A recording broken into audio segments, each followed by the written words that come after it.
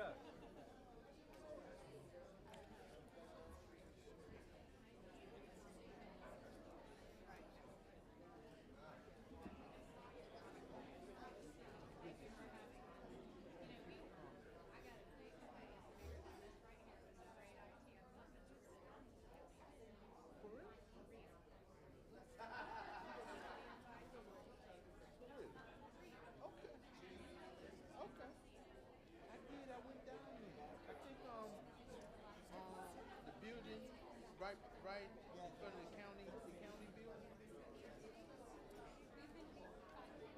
I'm trying to think what happened at that. Did Mo Green come and speak to us?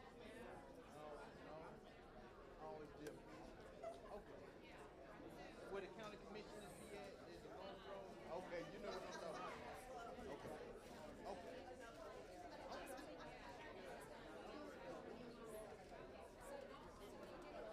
Okay. All right. Okay. Okay.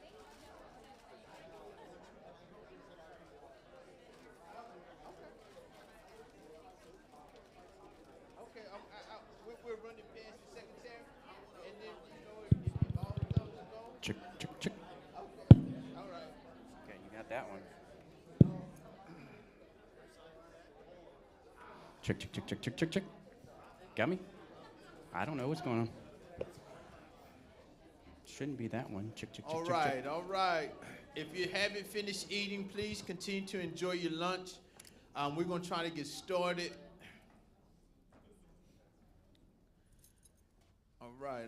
I have the pleasure this afternoon of introducing the Secretary of the Department of Military and Veteran Affairs, Mrs. Jocelyn Mitnaul Mallette. Jocelyn Mitnaul Mallette is the Secretary of North Carolina Department of Military and Veteran Affairs, leading statewide initiatives to strengthen North Carolina's support for service members, veterans, and their families. Appointed by Governor Josh Stein, she oversees programs that expand access to health care, education, and economic opportunities, furthering the state's standing as one of the most military and veteran-friendly in the nation. A third-generation service member and a graduate of the U.S. Air Force Academy, Secretary Mallette served 10 years on active duty. Her assignments include a missions officer and intelligence officer, followed by service in the Judge Advocate General's Corps after earning her law degree from the University of North Carolina School of Law. Following military service, she clerked for the North Carolina Supreme Court and practiced complex commercial litigation at McGuire Woods. She later co-founded a federal government contracting business with her husband, who is a Kappa Alpha Psi Fraternity Incorporated, by the way. An active community leader, Secretary Mallette chairs the advisory board of the Southeast Raleigh YMCA and is a member of the Alpha Kappa Alpha Sorority Incorporated and the Junior League of Raleigh. She and her husband, Harold, reside in Raleigh with their 2 children. Please welcome Secretary Mallette.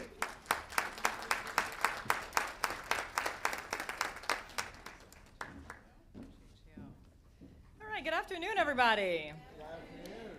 It is so wonderful to be here with you all this afternoon. I know you had some wonderful presentations this morning, and I know you have a few more this afternoon, but I wanted to make sure that I stopped by to spend some time with you again at this year's North Carolina Military Community Childcare Roundtable. So before we go into our panel discussion, I want to start with a reality that many of us in this room know all too well. Across our state and across the nation, military families face a unique challenge: balancing service to our country and the everyday responsibilities of raising children. For many families, finding reliable, affordable childcare is not just difficult, it sometimes feels impossible. Wait lists are long, costs are high, and don't even get me started on these snow days and delayed openings that we've just experienced, which also might be around the corner again. But in the military, duty doesn't pause. And when childcare falls through, everything else can fall apart. Careers, education, even the ability to just take a deep breath and focus on the mission. But this isn't just one person's story. It is the lived experience of thousands of families. It's the parent who wants to work but can't because there's no safe and reliable place for their child to go. It's the story of a service member who deploys with the weight of worrying about who will care for their kids. It's the story of Samantha Sliney, who I know you heard from earlier today, who's in a mill-to-mill marriage, which requires her to navigate a complex family calendar to determine who will spend the night with their 4 kids who are all under the age of 7 because Sam has drill this weekend and her husband Leo is TDY.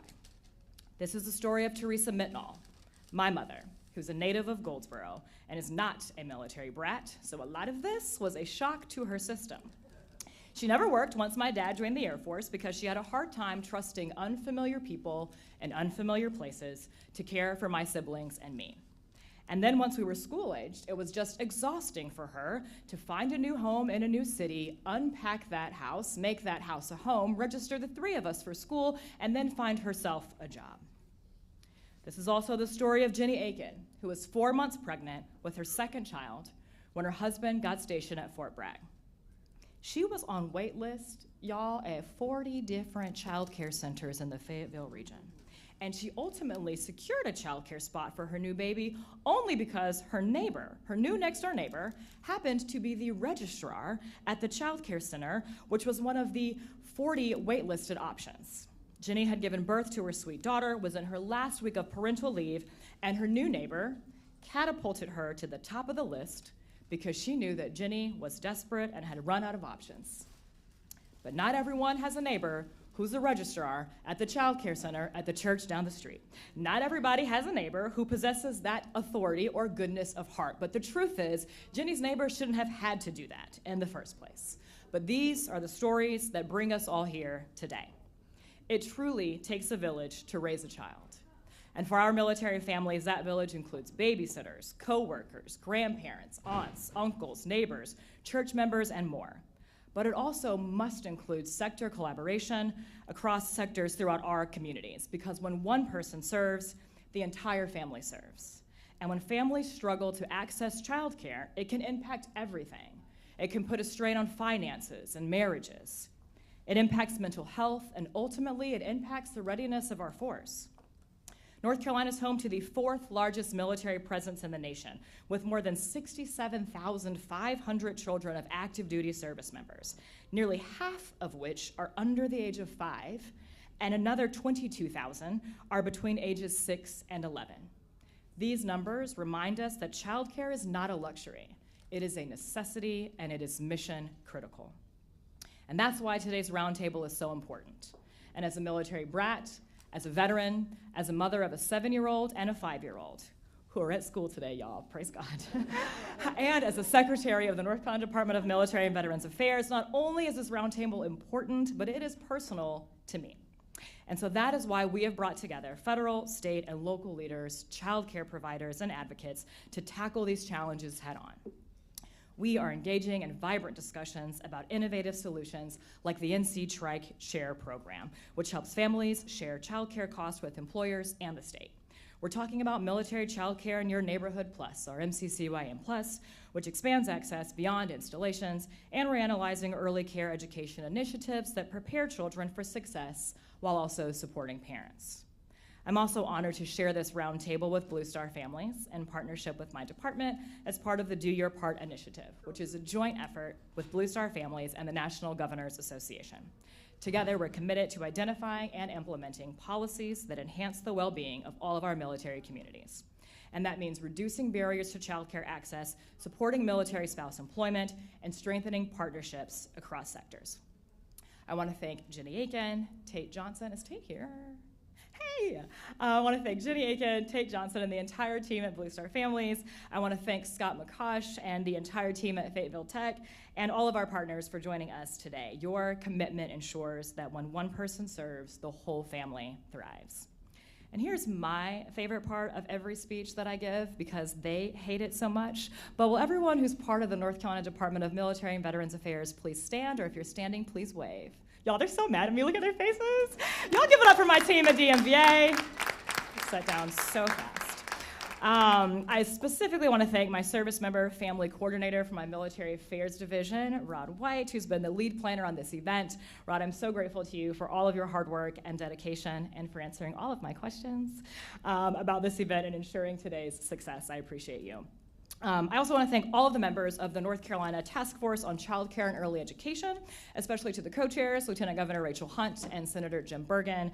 And I encourage all of you to read their year-end 2025 report if you haven't done so already. And finally, in closing, on behalf of my boss, our governor, I want to thank all of you for being present here today. And even more so, thank you for the work that you are going to continue to do when you walk out of these doors.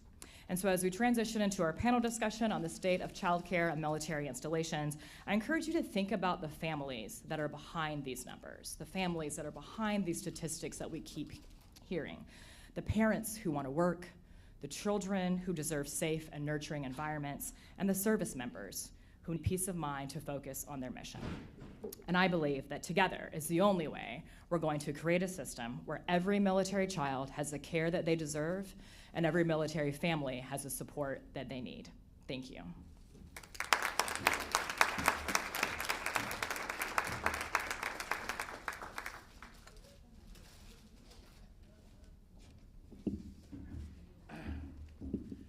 All right, can we have one more round of applause for our secretary? All right, we're going to move right along to our panel discussion, state of child care on military installations. So I will introduce our panelists. We'll start with Ms. Margaret Lilly, Chief Child and Youth Services at Fort Bragg. Would you please come? And we also have Ms. Kimberly Gipson, Family Care Program Manager, Camp Lejeune.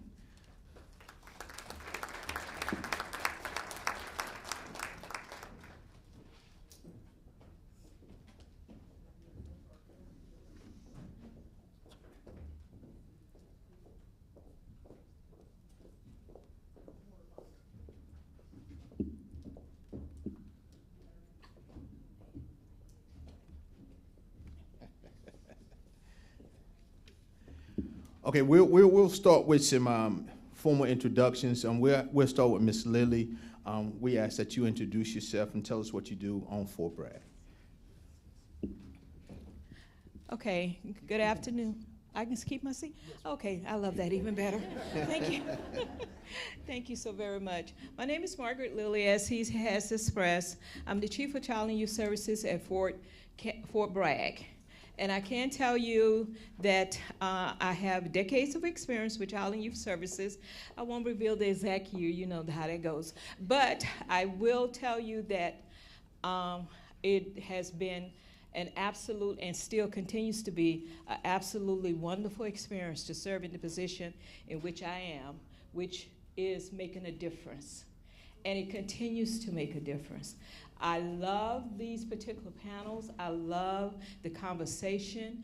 I'm going to allow her to have some time, but I can go on and on and on and on in regards to it.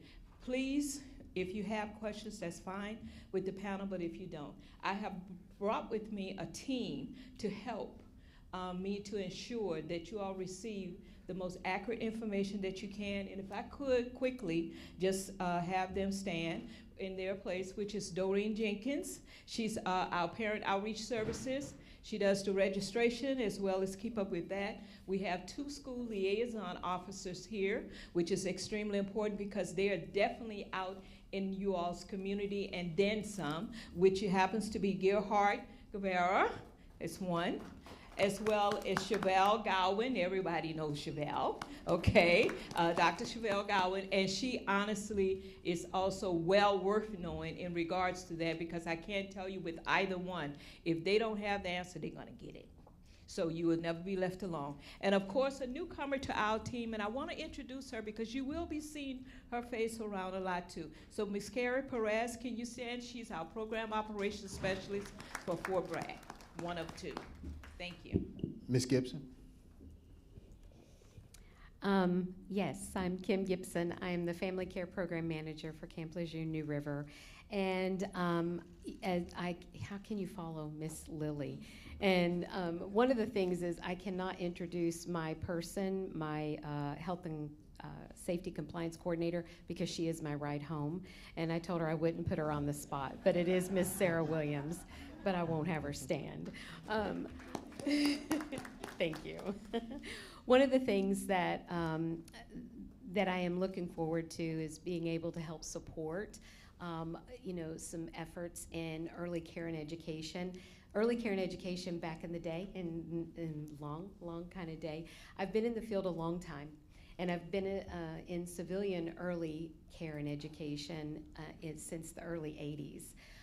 I'm not military connected, but I can tell you it is the most humbling work I've ever done. I'm in awe by the sacrifices our families make every single day. And this is the hardest work I've ever done in my 35 plus years in the field. And so I want to thank you for those that are serving, who continue to serve, who are former serving and still serve, because that service is a calling. So I am just humbled to be part of this. So thank you.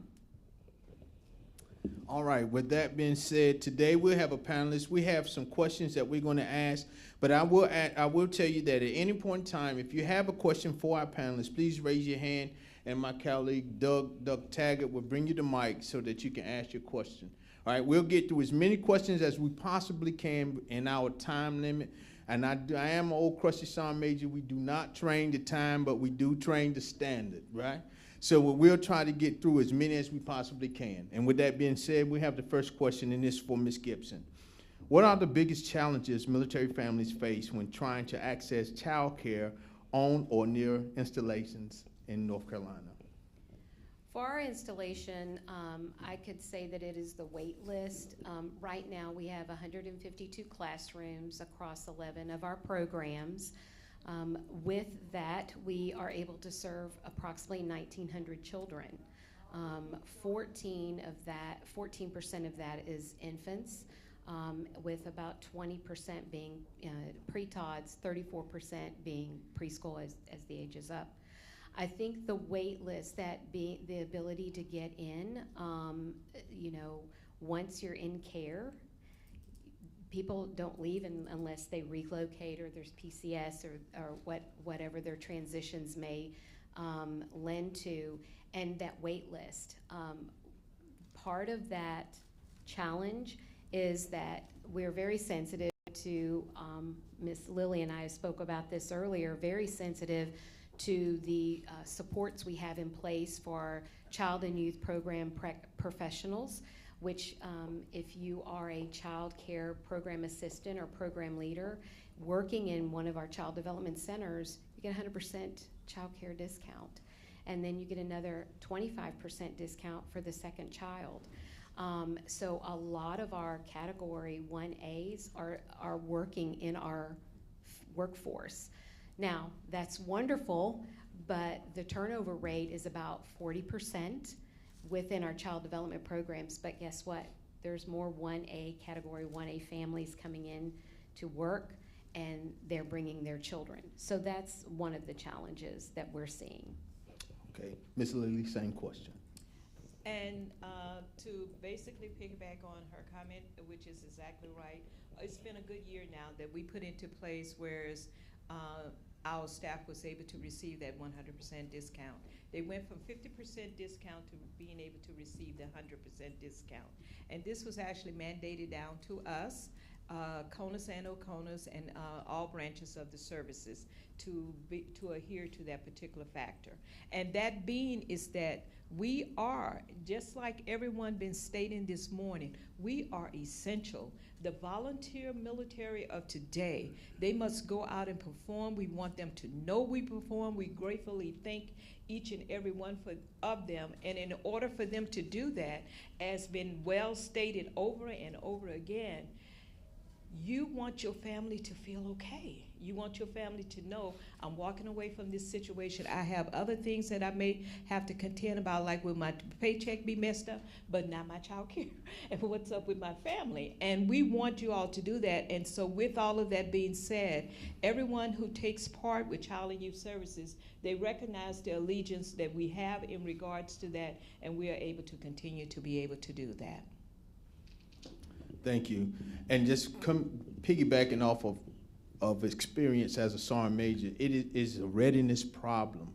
So, and everybody in this room is important. What you do is important because it gives the warfighter a chance to have his mind clear to go down and fight our nation's wars. So this is a critical conversation. Great answers. We'll move on to affordability and finance support. Are current child care fee structures and subsidies adequate for military families, especially for our junior enlisted members? Ms. Lilly? I would have to say that they are, because there is nothing I can do to change that. Once again, our fee policy is basically driven through the Department of Defense. It is shared across the branches of the service in regards to that. I do know that they take in accountability the total family income and looking at each rank as they come up with exactly what the dollar amount would be for child care. It isn't as though the burden is put on a PFC or a private to pay child care rate that the same that a staff sergeant or whomever who's receiving a higher income will be able to make a pay. And once again, they look at the total family income and the fact that if you have a working spouse or a non-working spouse. So yes, I would have to agree and say that it is. Same question. In addition to what we provide on base, it goes back to that wait list. If I'm not able to utilize care on the installation, then I go out into the community. And with military child care in your neighborhood and those subsidies, as long as those subsidies are able to be processed and support the families, it does lend to potentially being of support to those junior enlisted military members. I would like to offer that we have to continue to do that and really help support the subsidy process so that our families are receiving those service fees for the services that they're receiving within our child care facilities. Okay, all right. Community and partnerships. How can partnerships between installations and local civilian child care providers be improved? Ms. Gipson? We have spoken about that all morning long. I believe that it is critical that we help our civilian programs be able to be participants in that military in your neighborhood. It has been essential for our families. When we have to make those phone calls to families to say, you're a 1C2, which I'm making that up because, I'm still learning the 12 categories myself. I know 1A is I've got you as a child care, employee, and I'm going to bring your children with me. But when you are looking at those other categories and there's no care on base, and then there's no care out in the community, that's where those partnerships really have to, we have to have some dialogue. What can we do to help build capacity within the workforce? What can we do with our civilian child care facilities to help them feel as though they it's sustaining care? What can we do within wraparound care? What can we do with, other entities? How can our child care providers work with local schools? what can we do to help partnership and building those bridges, because it is essential. Ms. Lilly? Once again, exactly what she has alluded to, except for I just want to add in regards to it, the various other groups, such as your group, Ms. Samantha, such as your group that you have, we are so elated to have you all do what you all do, because you all provide to us stats and information that we might not know. To have anyone recognize a need, you have to support it with the fact that the need exists. And not all the time can something of this nature be within our trail or our measures that we have right there. So the partnership of even hearing you all this morning, the partnership of the Tri-Star in regards to what you all have, all of those expansions is something we share with everyone, whether or not they walk in the door of Parent Central Services to enroll, and we could not meet that need right then and there, but we also tell them what other opportunities is out there for them. Because ultimately, we don't want what has been described this morning, where you feel that there's no village. There is a village. We have to just find and ensure that we stay connected ourselves in order to make it work, make it extremely workable. So. Yes, ma'am. What roles can state agencies and nonprofits play in expanding child care options for military families? Well, we currently also have, whereas the YMCA, okay, is affiliated with us in regards to program. They have limited services because we understand that they, as you say, a nonprofit organization, along with the fact that we also have one that is another military related there. However, we open the doors the same for them with as much as we can provide and assist them with. Some is slightly umbrellaed under us. If we have resources, we don't hesitate to share our resources. If we have actually knowledge and information that we can share, we don't hesitate to do any of that. So with that being said, we continue with an out-of-agency as well. Ms. Gipson? In expansion of that, I would like for us to kind of think through what is reciprocity when it comes to having our child care professionals. So one of the things I think we're proud of and we're very sensitive to is that, as Ms. Lilly spoke to this morning, it's the turning of the tassel. You can come into this workforce. And we build that through professional development. We have comprehensive technical assistance through our training and curriculum specialists. We have our behavior specialists. We have our special needs inclusion coordinator. We have our community health nurses. All of those resources are available to build the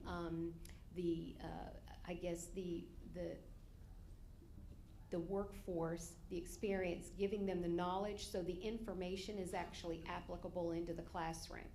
So what happens though is once I go out on, and we take them through virtual lab school training. So they get VLS training, which is through Ohio State University. And we've kind of spoken about that this morning. When I leave off base, that VLS training doesn't speak to the workforce in the civilian world. It doesn't lend to credentials, it doesn't lend to certification. And there needs to be some kind of reciprocity when individuals have all of this, I mean, it's truly a comprehensive observation, professional development, career path that they can't take with them into the workforce that needs to be recognized. So kind of working with that. What I also like to offer is that possibly having, and I'm just gonna throw this out there, that we need to maybe look at our family child care homes as to maybe supporting our family child care provider as credentialing the provider and not the home. How do we get around all of the accreditation and the criterion on a home when we're really just going to credential the individual, and what does that look like? So having those conversations.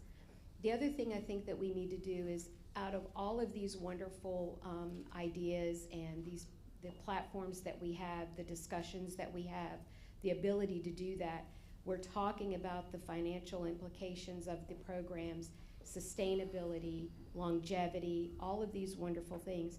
But one of the things that we really need to keep at the forefront is the social and emotional well-being of those that are serving our most vulnerable population. When we have a 40% turnover rate on base, I can only imagine what it's like in the civilian world. When adults are not okay socially and emotionally, children are not okay socially and emotionally. So we've talked about what that looked like when the workforce is not being paid, the subsidies are not being processed. How can we help build and support? But let's think about that other element of their well-being so that they could go in and do the good work wherever that may be. Thank you. Go. If I could, I just want to add one more outlet to that, is that children that has special concerns or need special assistance or receiving any type of special care, we also work very well with the agencies or organizations that have that going on the outside to help eliminate the soldiers from being pulled from possibly their duty or whatever the situation may be. And a great deal of you all can relate to the term AB therapists, okay? We allow those individuals within our centers. Of course, we do background checks on everyone, so everybody must understand this always. That's part of the process. We are never going to get around that part. But we do open the door and we welcome that so that at the end of the day, the family can still leave and go home and have the time that they must have together as a family and expand on versus possibly trying to make later appointments because I couldn't get off through the day or I hadn't had this and I needed the therapy and I wanted my child to be able to have whatever therapy they may need or assistance. And we work with them within the Child Care Center to be able to do that where they come on site. Okay, that's a great point. We do have a lot of service members who are serving our country who are in the FMP program or the Exceptional Family Member Program, and it is very important that we provide those services for them once they get to the installation. So thank you for adding that, Ms. Lilly. So what innovative solutions, extended hours, mobile child care units, can help address child care gaps? Because we do know that there are gaps, there are waiting lists that we've all talked about today. So what can we do to help with the waiting list? I'm coming from Fort Knox, and I have 3 children. Waiting list is insurmountable. What are some gaps that we can do to help our service members when they PCS into the new installation? Well, as was stated early, Fort Bragg has a 338 facility coming open. We have to first recognize that patience is one of the things that we must have, because I can tell you that was a process, and a process that is well deserving and want to come. For Fort Bragg, we also have on radar that we are trying to work to gain 4 more facilities under new projects for that. So your voices are being heard. We can't stop the sound. We can't stop the comments. We need all the data to support everything that we need so it won't just be a conversation. It will be truly expressing the need in order for us to be able to do that. I can tell you that with that is the FCC. Now, what has been looked at by the Department of War is and recognize that if we could, we would love to be able to offset that with them having more of a home environment, child care, because daycare facilities, child development centers rather, isn't for necessarily every child. However, they offer extreme subsidy that overflow. If I was to say the dollar amount, all of you all would probably say, okay, that's my job right now. I've ended, I'm going to do this. But it is a lot, and it is a paper trail. in regards to it, because we must support. We have to be good stewards of the dollars, and we have to ensure that anything that we're receiving can be documented and supported well in regards to that. So I had a comment that was made for outside the gate and support service of an FCC home, but I first want to share a comment. Family Child Care Homes is at Fort Bragg. Family Child Care Homes providers are their own entrepreneurs, okay? They fall under us for processing standards, but we cannot dictate to them any particular age group in whom they must service or whom their actual, I would say, their clientele ends up being. We do have, whereas they go through militarychildcare.com and they express if they want family child care, but then that information is passed on to them as the family. Once they receive that, then whether you live on or off post, if they accept that, because we have individuals that lives in, and I've had the providers tell me, they live in Gary, they live almost to Raleigh, so they definitely all don't live on posts that is actually coming in and they're taking them. You know, so it's all a conversation between them at that particular point in time. When it comes to the YMCA, we have shared information with them, and the YMCA is looking at a project where if they can, for appointments and things, be able to say, here's the additional care for a period of time, X amount of hours. We are working with them in sharing of a facility, you know, so they can be able to accomplish that. And then needless to say, in regards to us, we have hourly care as well. But hourly care, our mission first is full day care. So hourly care occurs after we have the vacancy and staffing to be able to support that along that way. Yes, so family child care is a great support. We have two family child cares on the base. We have one getting ready to start and one still in the pipe. But even then, the demand is still high. So how would child care in the neighborhood? I know that Onslow County right now doesn't have child care in your neighborhood, but what would that look like? I know there was a pilot and it turned out to be pretty successful. I don't have the data points on that, but what are some ways that we can look at offering care outside of the gate within homes for those children that group care is just really, it's overwhelming? Thank you. Going off script just a little bit, in my travels and talking to some of the people in some of the installations, they have stated that it's child care workers are at a premium. So how can we make the child care industry more attractive to grow the industry?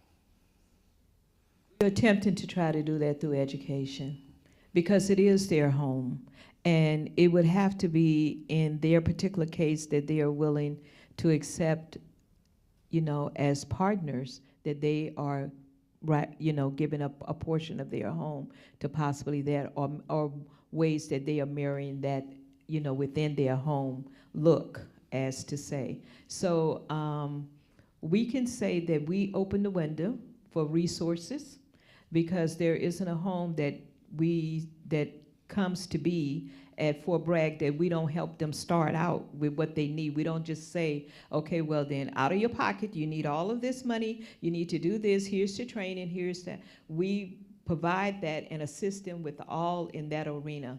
However, we have limitations as to what we can do, but that's what the subsidy is all about. And the subsidy that they receive in order to be able to do that on the military side is very, very enormous and good and well.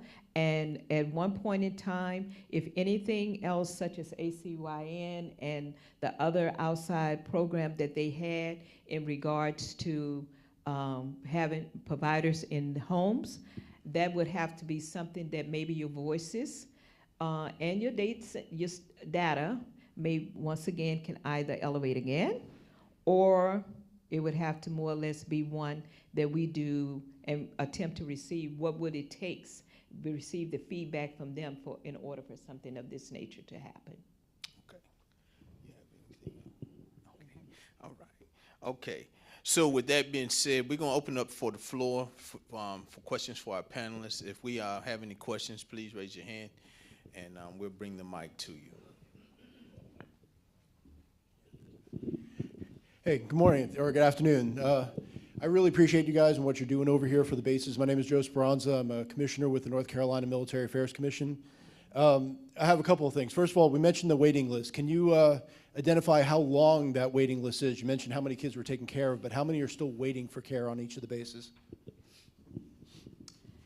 The waiting list for Fort Bragg in regards to just priority A and B, correct? I mean, Ms. Doreen is sitting here already waiting to tell me if I'm wrong.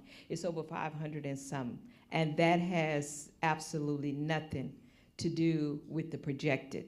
That's the immediate need stating I want childcare within 30 days. The projected list, which goes beyond that due to the fact of individuals who put their name on the list because they're expecting and they know about when my due date is going to be coming, or I know I'm going to be PCSing and they've already told me. That's what that list kind of like consists a little bit more of. That's a little bit longer. Understood. Is the same about for Camp Lejeune? Yes, we're about 400 of an immediate need, with about 111 of those being specific for infant care. Wow. Okay, I am familiar more with Onslow County, obviously, because that's where I reside myself. But I know they've mentioned, again, appropriations, new buildings that are coming over. But just to put it out there, I know that federal funding for new appropriations, that's a 5-year plan. In the fiscal year going 5 out, there's nothing else coming in the next 5 years. That's already been put out. So, I mean, I know that's on wish list, but it's not been anywhere in there. So you're looking at least 6 years for anything to pop up and jump up in that way. So I know that on New River Air Station, the CO this past year did a phenomenal thing. He walked around his base and he saw an administrative building. Then he said, wait a minute, I can take all these administrative people and put them back in their individual units. And he turned that admin building into a CDC. And he opened it up, which was fantastic. But it's probably why your list is at 400 as opposed to 500 and change, because we were able to get that many more kids in. But the problem that we're seeing is to have an extra 900 or so people or kids put into the community is the civilian side is broken. I mean, well, the biggest hassle they have over there is pay for these child care workers. The federal government does it a lot better than the civilian population does. They can afford to do so. My daughter works at a thrift store on Henderson Drive in Jacksonville, and she makes more than child care workers that have credentials and degrees. My son works for Amazon, and he makes, just delivering packages, and he makes more than the directors of CDCs do in the civilian world. So there's no incentive to get your license or your certification and become a child care worker. You're not going to make any money. I wouldn't even open up a business at a CDC because I know I would not make a profit of it. I mean, it would be a bad business decision to start one. So that's the process that's broken. So I know that we have all these programs that the military has, the MCCYN, the Tri-Share program. Those are fantastic programs, but you can put all these programs in place, and there's no place for that kid to go to out in town because they don't have the workers or the spaces to do it. So we can put all the programs that we want in the military in place, and they're not going to get utilized. There's no place to put them. So that's where we really need to focus with our community groups, our city councils, our community or our county commissions, to find out what we can do as a community. How can we actually bolster our civilian counterparts in the CDCs to actually get them up to the levels that we have in the military, because otherwise all the programs that we put in the world for the military side are going to be ineffective. And it's really sad to see that, but from last year's council, this whole year of working through this, through our commission, these are the problems that we're finding. And I know there's individual task force for the different counties that are around. There are different ones started. Obviously the state one is great to have, but until we actually find an answer for the civilian side, the military side, we're just going to keep running into the same problems over and over again. Ms. Gipson, I am Keith Williams. I'm the Chief Growth Officer for the Boys and Girls Club, Southeastern North Carolina, 1 mile from your CDC right there on Liberty Drive in Jacksonville. So I just wanted to say that you have one place represented here today with a beautiful, large building, the Boys and Girls Club Southeastern North Carolina, a 10,000 square foot building, 1 mile from the CDC, Parks and Rec, YMCA building a brand new building. And we left this meeting last year, and I've spoken to people in DC, spoken to people at Camp Lejeune, New River, and the latest number that I got Monday was that there was 4 people on the waiting list. And the number that you're giving today, and we're pleading, if we're not coming together to make a solution, we're part of the problem. So you're saying there's tons of people on the waiting list. We're begging to fill up these buildings that all of these, organizations are now building and offering in Jacksonville. So I'd love to talk with you. I think you're the only person that I've not been on my list to talk to. So I would love to talk to you. Sounds good. Any more questions? Any more questions anyone have? Yes. I'm gonna, is this working? Can you guys hear me? So we spend quite a lot of time talking about the problems here today, but one of the things I've really come to appreciate in participating in the task force, and I knew it before, but I understand it now, is how incredible our military childcare system really is. So you've got a lot of folks here in the room today who may be less familiar with that. So I'm wondering if you can share maybe your top 1, 2, 3 things that military childcare is doing great that should be exported to the civilian side. Okay, so if we were to talk in regards to first facilities, we have, and Ms. Chevelle can attest to this, we do work with the college, the tech services side of it as well.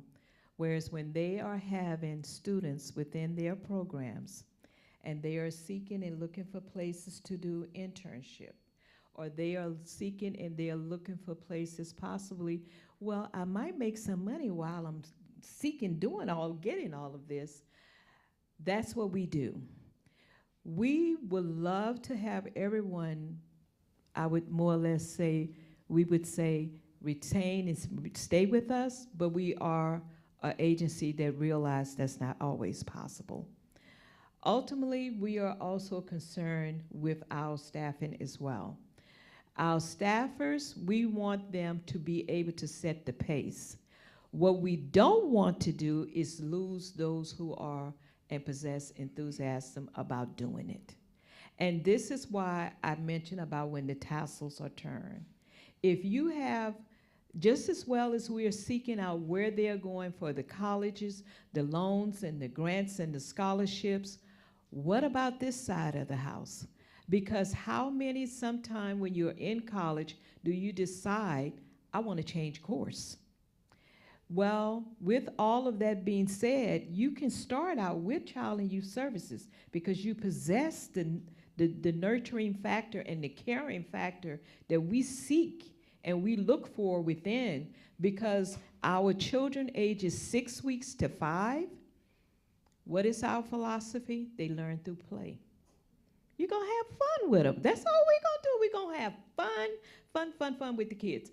And I tell staffers all the time, if you didn't have a fun day, then you better look at your lesson plan.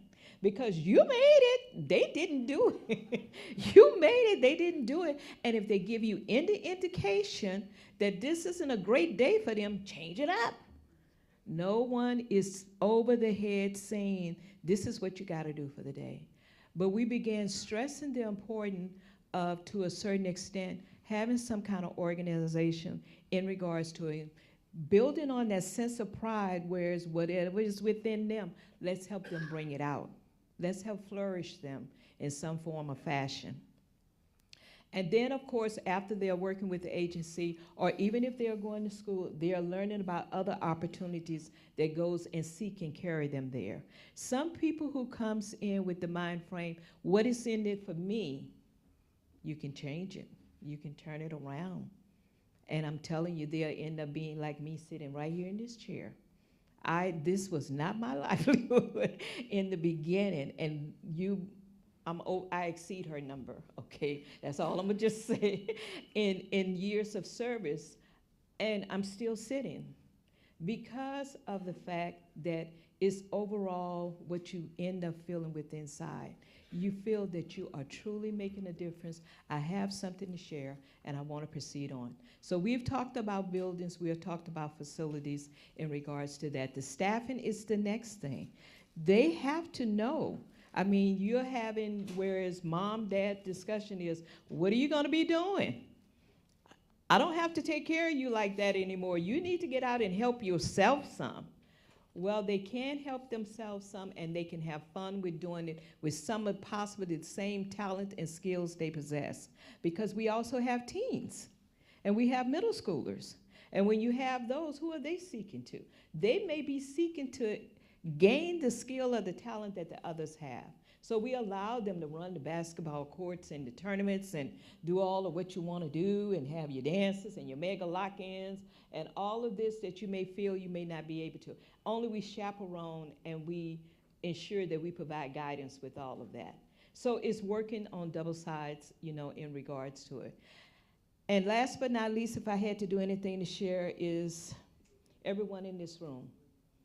We need triple of what we see in this room to be able to engage. And they're out there. We just need everyone to be able to know that there is still somebody listening. So this is why this has been wonderful for me today. I've truly, truly appreciated all of those who I have met. And I truly will take this all back with my team and then some. And that's how you, if I had to say, the three toppers, that's what it would be. And I saw him do 5 minutes. They always do that to me when I talk. Okay, go ahead, I'm sorry. Ms. Gipson. I think the three toppers is our ability to work with the community with military childcare in your neighborhood. I'd like to see that expand into our family childcare homes, childcare in your neighborhood. The second is the ability to equip and empower our program professionals from the gate.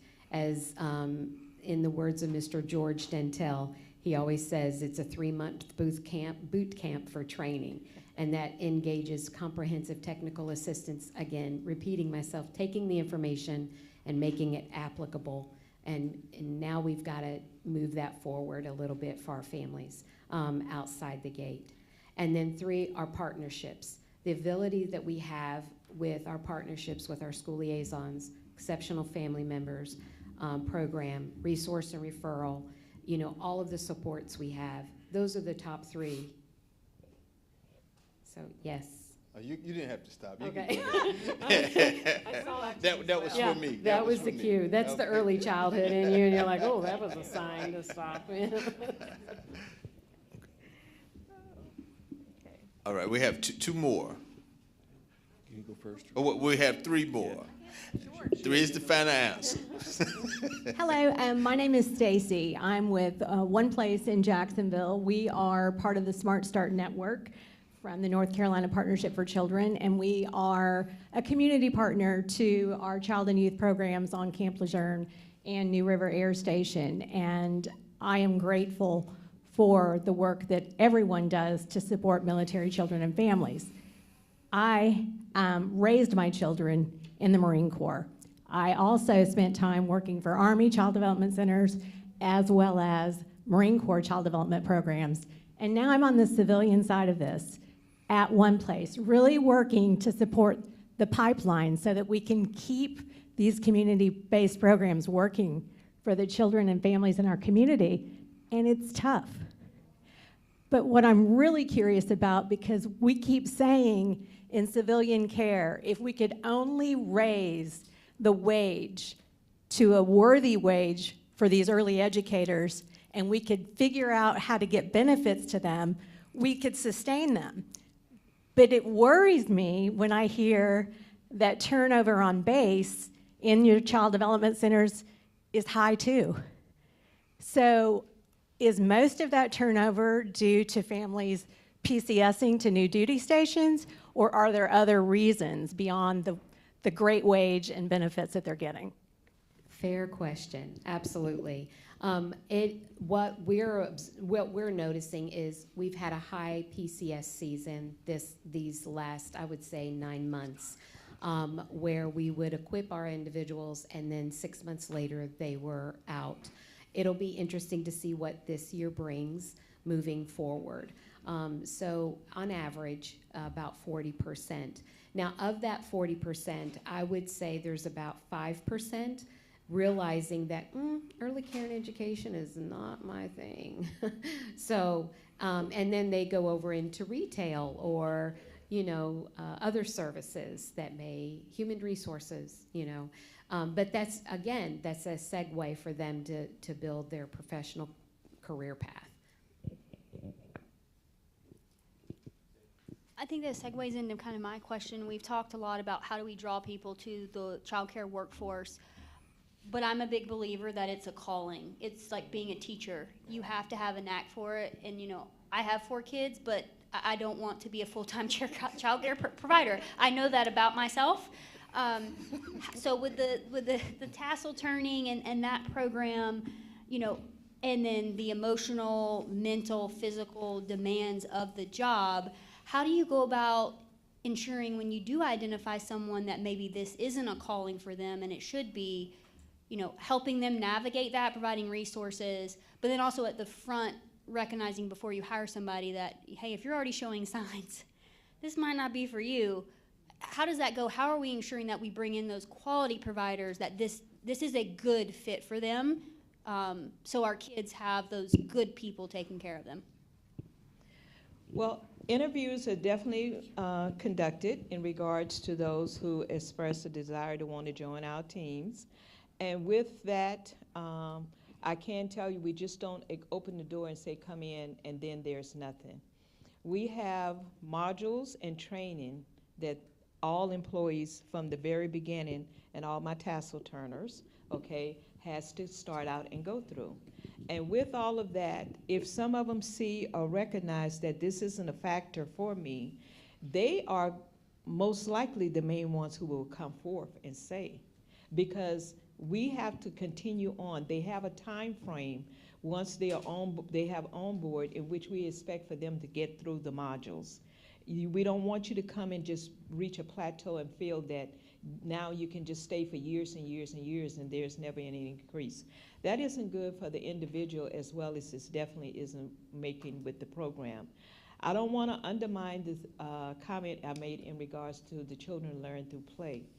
I state that whereas the children is not required or structured, you will do this, you will do that, but it does not in no term of fashion demeanor what we look for as to say that we are walking away with that. In regards with the child, because what we instill in children at such an early age helps carry them on through their other time frame.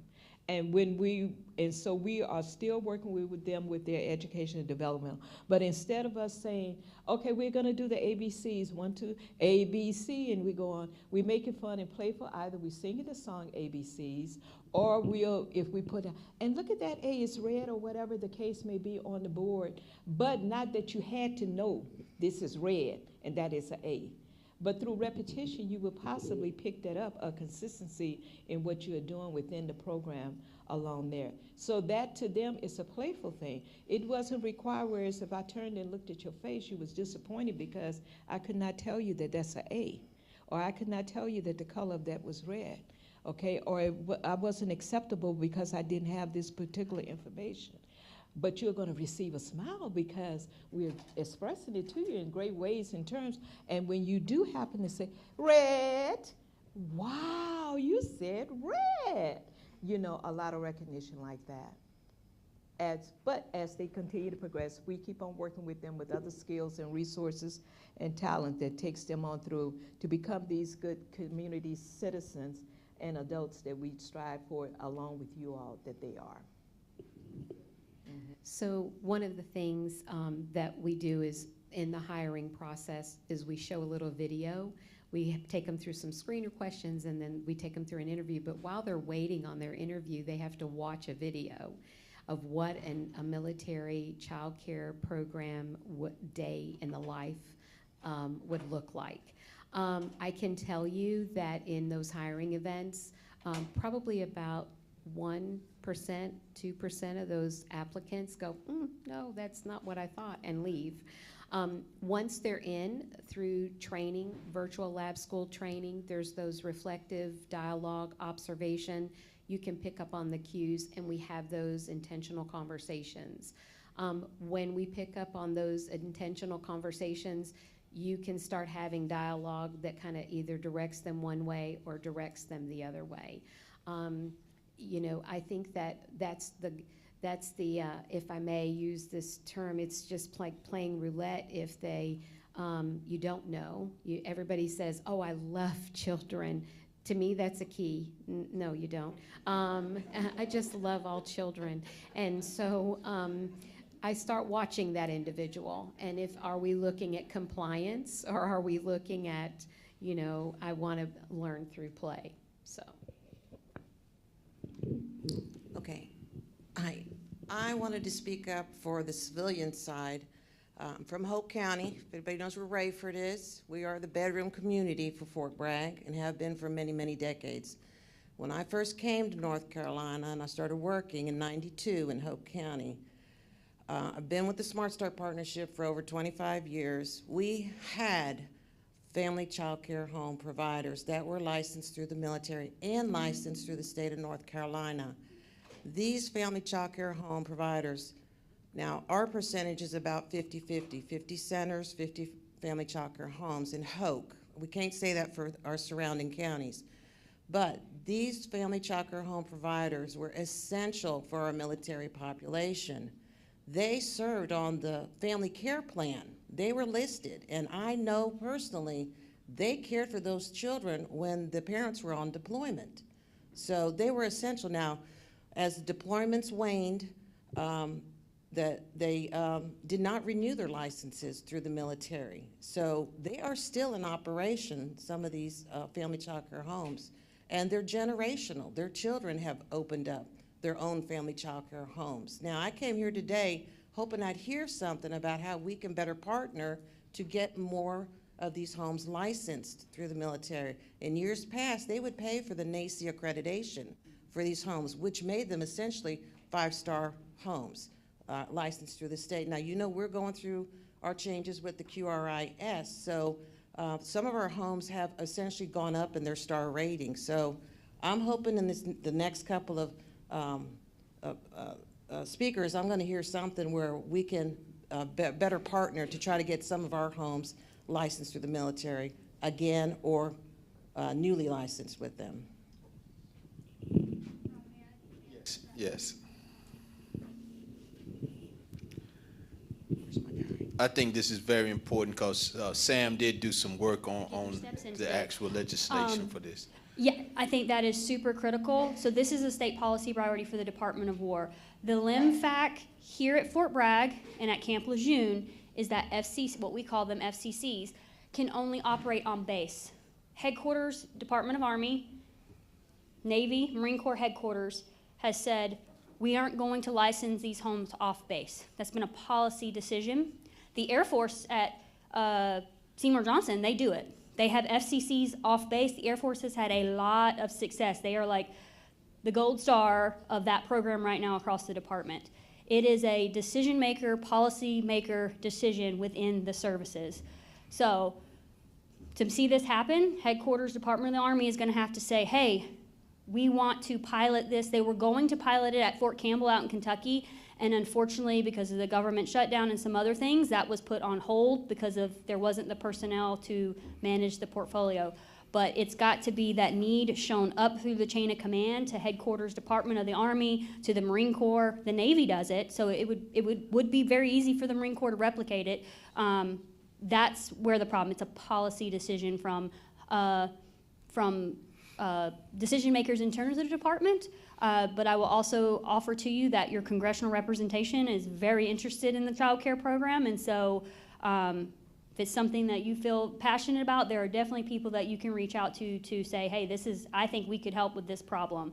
But right now, that is the LIMFAC. It's the headquarters policymakers up in the Pentagon have said, hey, the Army and the Marine Corps just aren't going to do this off base anymore. But they used to. They used to do it. And in fact, I worked with Corey Slife, the Legislative Affairs Director for Secretary Mallette, last session, that now these providers don't have to carry both licenses. So if they only wanted to provide care for military-connected children, no civilian children. If you care for civilian children, you got to have a state license. But if you are only licensed through the department or the service, you only need to have that licensure. You don't have to carry both. I hope that's not the greatest information, but I hope it is helpful, gives you something to go off of. All right, all right. This has been a great discussion, a lot of information put out. Could you give our panelists a hand?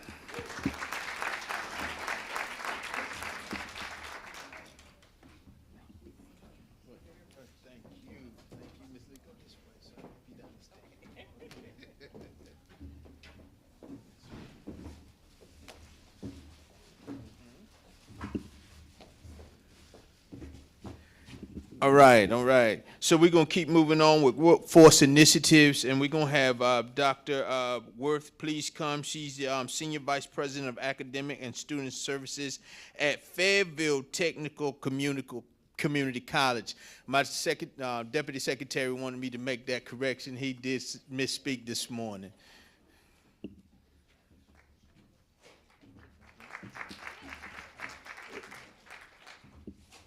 Thank you so much. I feel like what I'm going to say is probably going to echo all of the discussion you just had, and we had said that we would kind of do this as a question answer. What I'm going to share with you kind of is what we're doing at Fayetteville Tech and some experiences we've had. So we've had early childhood programs at our college for many, many, many decades. We offer 3 associate degrees right now. One of them is focused in early childhood education. One is focused on a birth to kindergarten licensure transfer. And the other one is for a non-teaching license, which would really transfer out into a 4-year degree and someone looking more in an administrative role.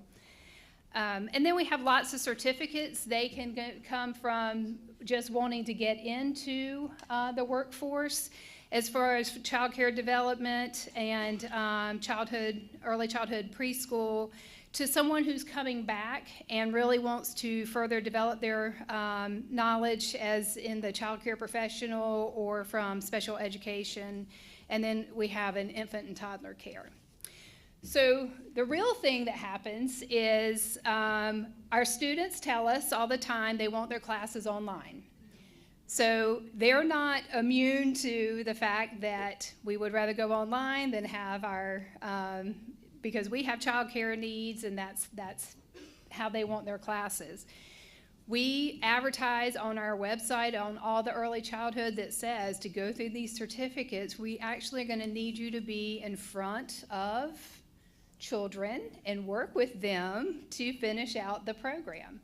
So we will have them start, and they will come through the online, and then when it comes to the course where they need to get a background check and they need to do their observation and work inside in a child development center, that they don't persist. We certainly have students that do persist, and what we from the associate degree side of it, so we just got out, and this is all just full disclosure, an early release of looking at what programs are at risk of receiving Pell funding in the future. And one of the ways that they determine this is by looking at outcomes at the end of the program, and so they compare them back to what does a high school graduate average make. In North Carolina, we're comparing at $32,203 a year. Ours came back from looking at our graduates 4 years after completing the program, and their average salary was $23,313. So as this works, if you're on the list 2 to 3 years in a row, they will stop your Pell funding. So that just came out on the early, that is, that is the type of stuff that we look at and manage. So we did follow in earlier session about I think it was House Bill 3, y'all probably know right off the top of your head, where they were going to do a grant fund for students for the education to come in, and then also a stipend at the end after they had gone into the workforce.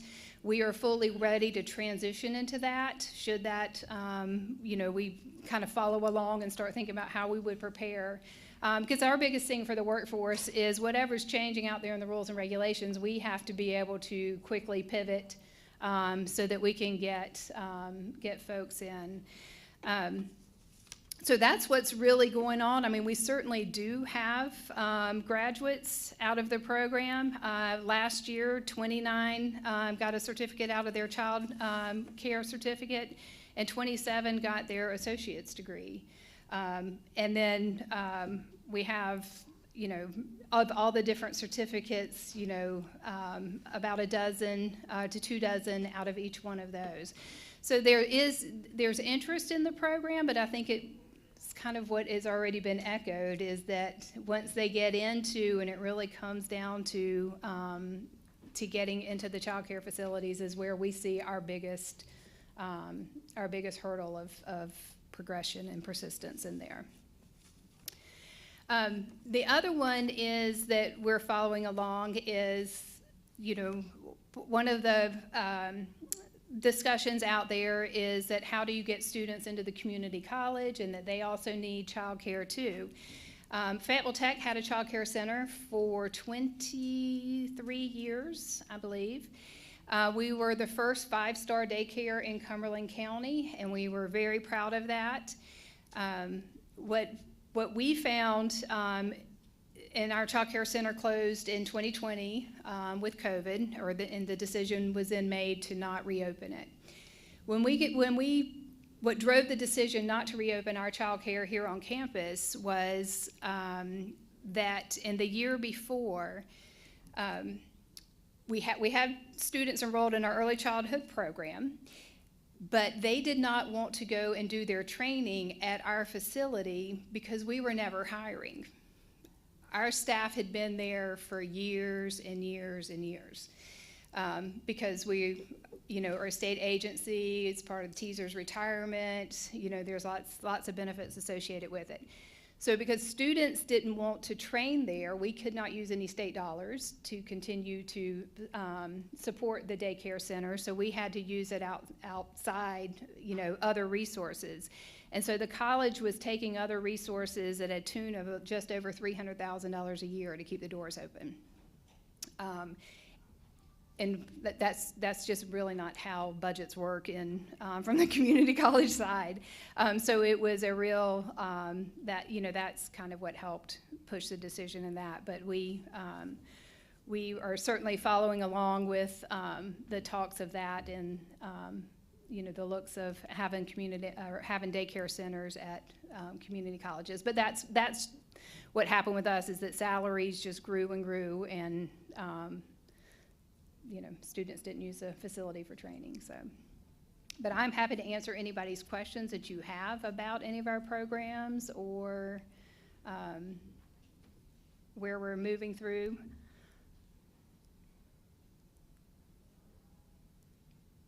Yes, ma'am. I don't have questions. I'm very somber with the partnership with children, so we've worked with you for years. Not since the beginning, because I wasn't here. But, and I was here when that decision was made. So I understand the decision.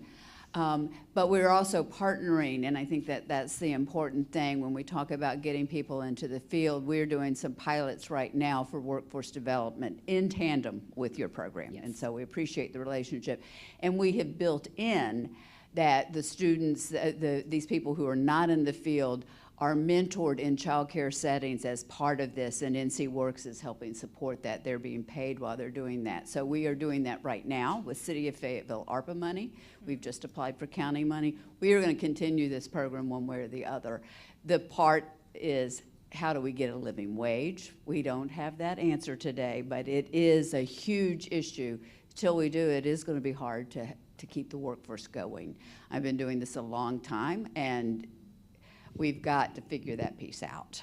But our relationship with FTCC as well as FSU here, we value that and understand business decisions. We were all very sad, and very engaged, continue to be with the community college, and we'll continue to try to do workforce development as a key part of what we do, because if we don't have a workforce, our workforce can't go to work. Yes, ma'am. And on that partnership, once the students are willing to progress and move through, that is, the partnership is what really does help the success in those students. And that is a very high persistence rate once they get into, when they get to that part and start interacting, yeah. Yes, good afternoon. I have more of a comment. I am a higher education liaison for Teach Early Childhood North Carolina. There are early childhood academies that are occurring across the state that are building the pipeline for a workforce, getting them workforce ready. I'd like to say that first of all, so hope is not lost. Mm-hmm. Secondly, we do have funding for those who want to obtain a higher education, be it a certificate or a degree, or additional classes. And I do talk with your early childhood person at Fayetteville Tech with Rondell. Yes. So we just want to let you know that, yes, Mary is holding up the flyer. Thank you, Mary. It's nice to see you again. So we do have things in place, and with these scholarships, there are bonuses and compensations. So please, if you're not aware of Teach already, please give us a call or look at the website or see Roderick for my personal information. I'd be glad to meet with you. Yes. Thank you. And we have it proudly posted on our website for. I'll add one. I talk loud. Yeah. I'll add one more resource besides Teach. We have Wages, which is a stipend program for people who are in education, and we in the Cumberland County Partnership do fund that. It is a state program. We don't administer it, thank God, no. But we fund it, and we are getting ready to put some more money in it with some of our funding.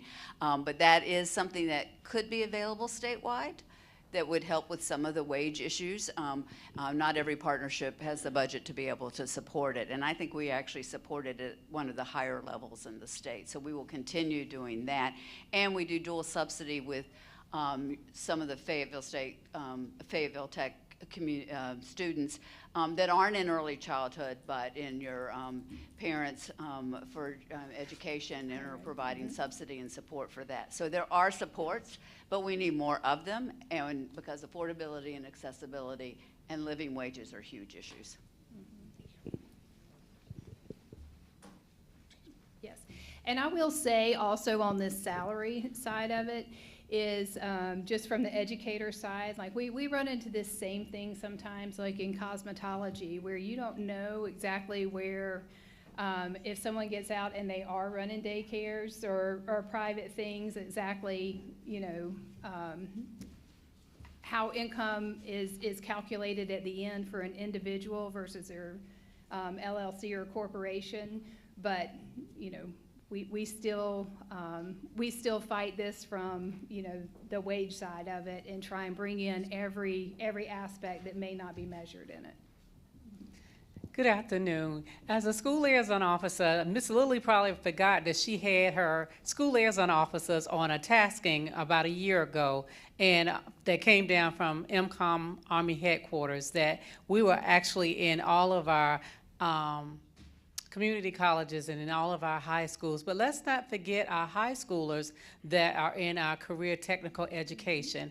That is an asset that we can truly use. And some of our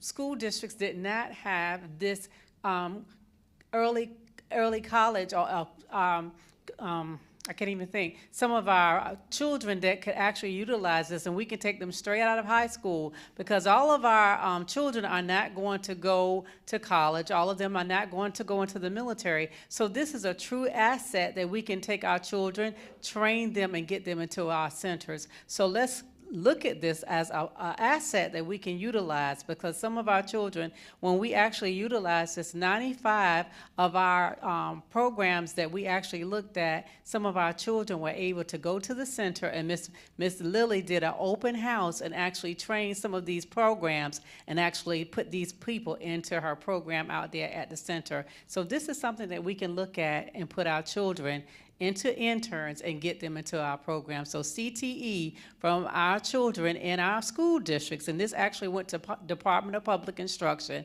that went across the state. So guess what? Let's get them into our programs. Yes, ma'am.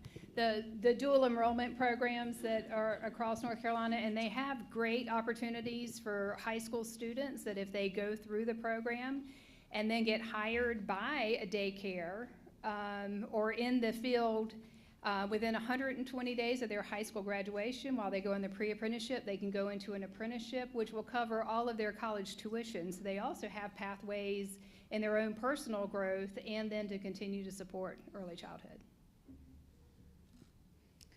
Hi, I don't have a question, but I do have a comment, and I know that we're trying to solve the gap between the cost of childcare off-post and retainment of staff off-post in childcare centers. We have to also remember that in DOW at this point, we budget for a nonprofit. We don't make profit when we are budgeting our budgets for the year, and our salaries for all of our administrator, my salary, their salary, it all comes out of appropriated funds. It comes from the government, it comes from the Department of Army. And so when and then our fees pay our staff, and we don't make a profit.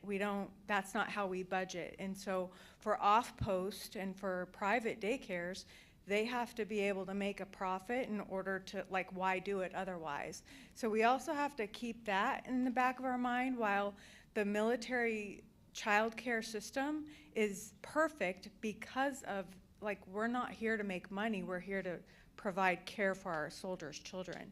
So just keeping that in the back of everybody's mind, so that's probably part or almost all of the issue, is because we're not off post, we're on post, we're not here to make money. So sorry.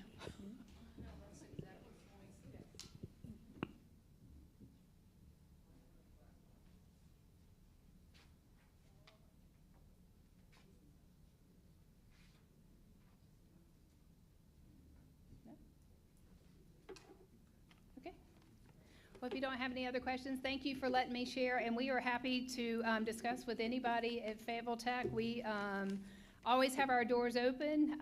That is the beauty of the community college system. We are an open door, and we will find anyone who wants to go into early childhood, we will find a pathway for them through all of our support through many partners, and then also we have internal scholarships as well.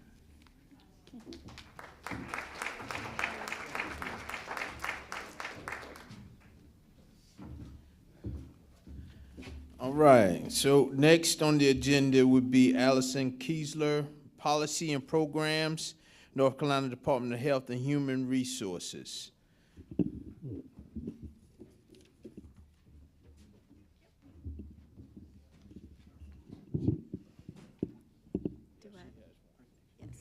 Do you know, I don't know which one it is. Is that yours?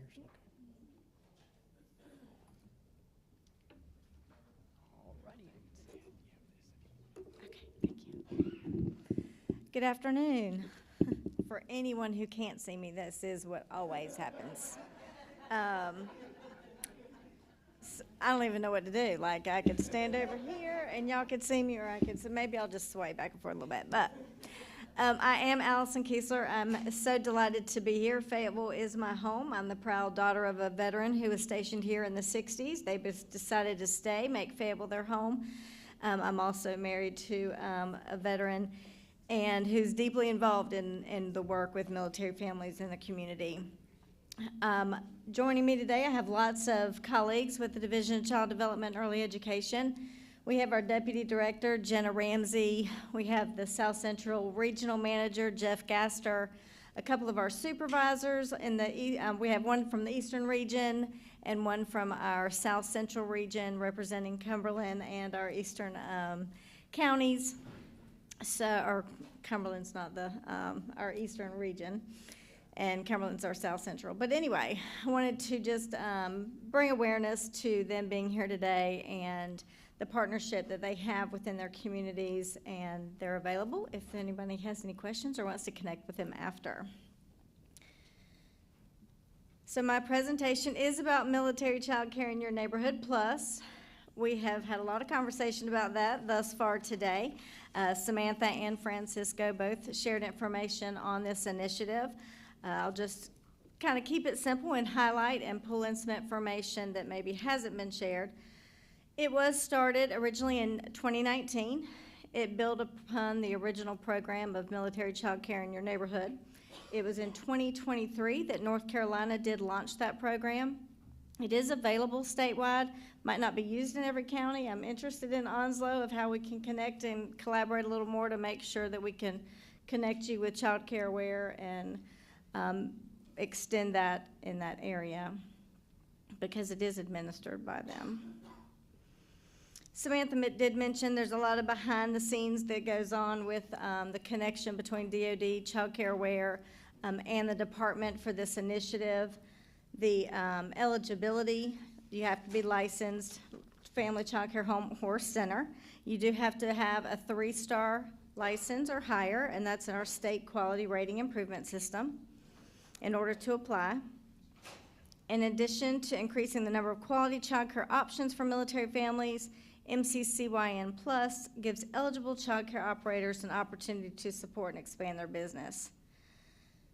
This past year, we did continue collaboration, spreading the word about this initiative. We offer that information in our pre-licensing workshops and any opportunity that we have to share it, and we hope that you'll do the same.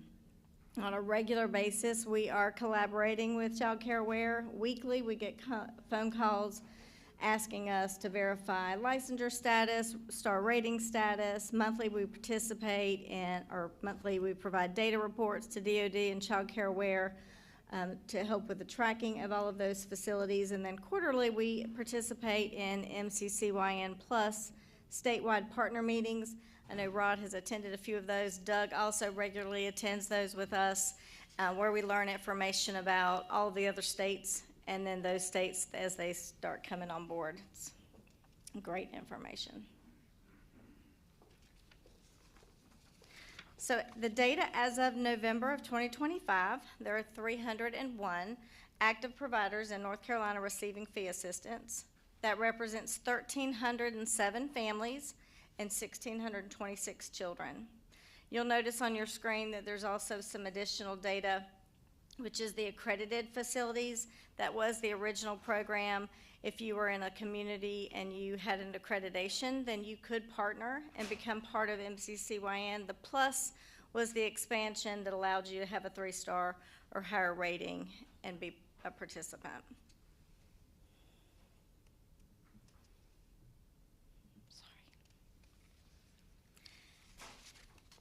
And I didn't want to be here and not mention, and again, Samantha's mentioned this a couple of times, but I wanted to highlight that we, in July of 2025, Governor Stein did sign into law.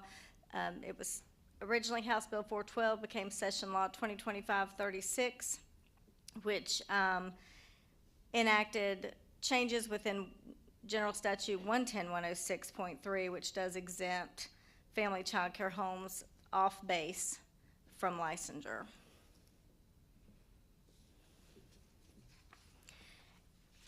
And as mentioned, currently we're collaborating with Seymour Johnson. We do have the family child care homes in that area that are currently dual licensed and certified, who will make a decision whether or not they want to continue with licensure.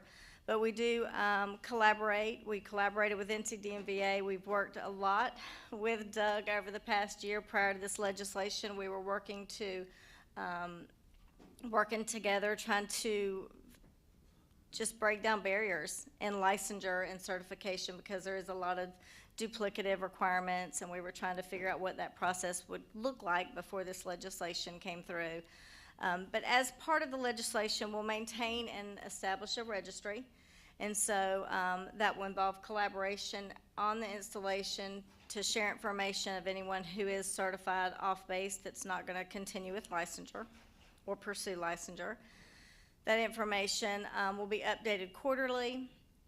We'll continue to navigate that process as it extends, if it does extend outside of Seymour Johnson.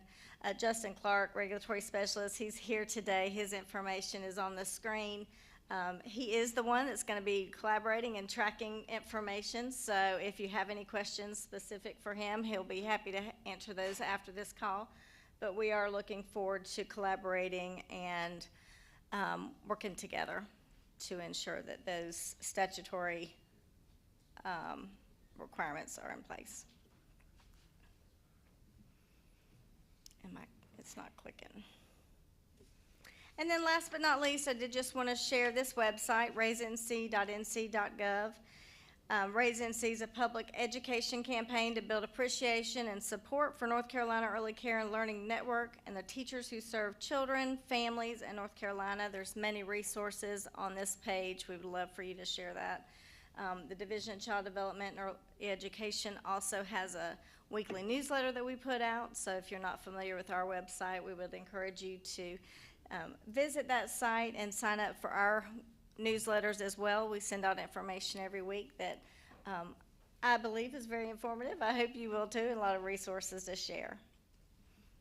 And that is it, unless you guys have any questions for me.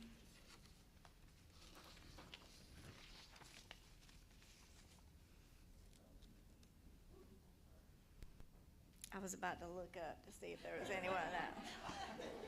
You know, it is not fun being 4'11".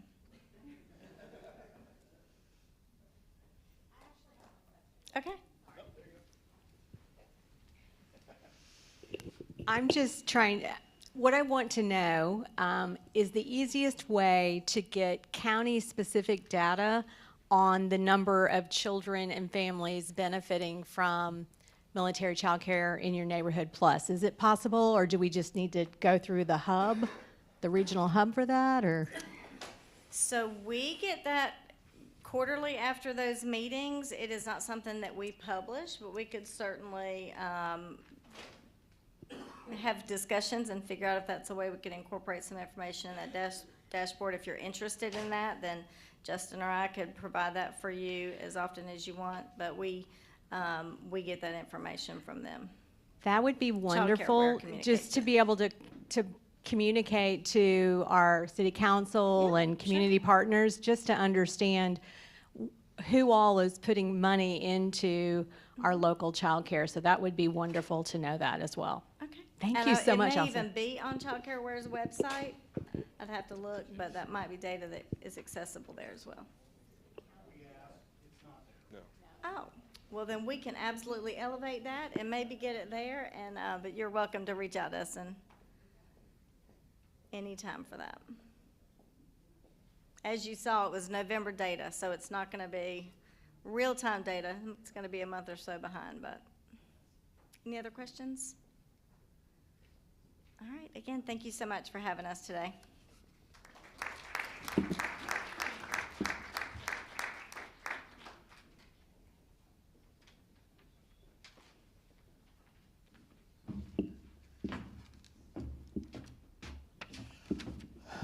All right, we're down to our last presenter today.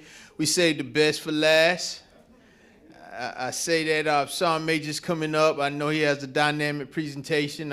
So please, let's receive Sergeant Major Robert Shook, Director of North Carolina National Guard Military Family Readiness Program. Sergeant Major, I appreciate it. So while he's getting that set, I would like to answer the young lady's question from earlier regarding Childcare Aware. No, there is no top-down hub reporting on that. We asked that, I know that because we asked, and we're going to discuss that a little bit more here in a minute. We actually got pinged or dinged, depending on how you want to describe it. We called Childcare Aware. They called Office of SecDef, who called NGB, who called us. So yes, we know for a fact. Which one is which? And I would do it again in a heartbeat.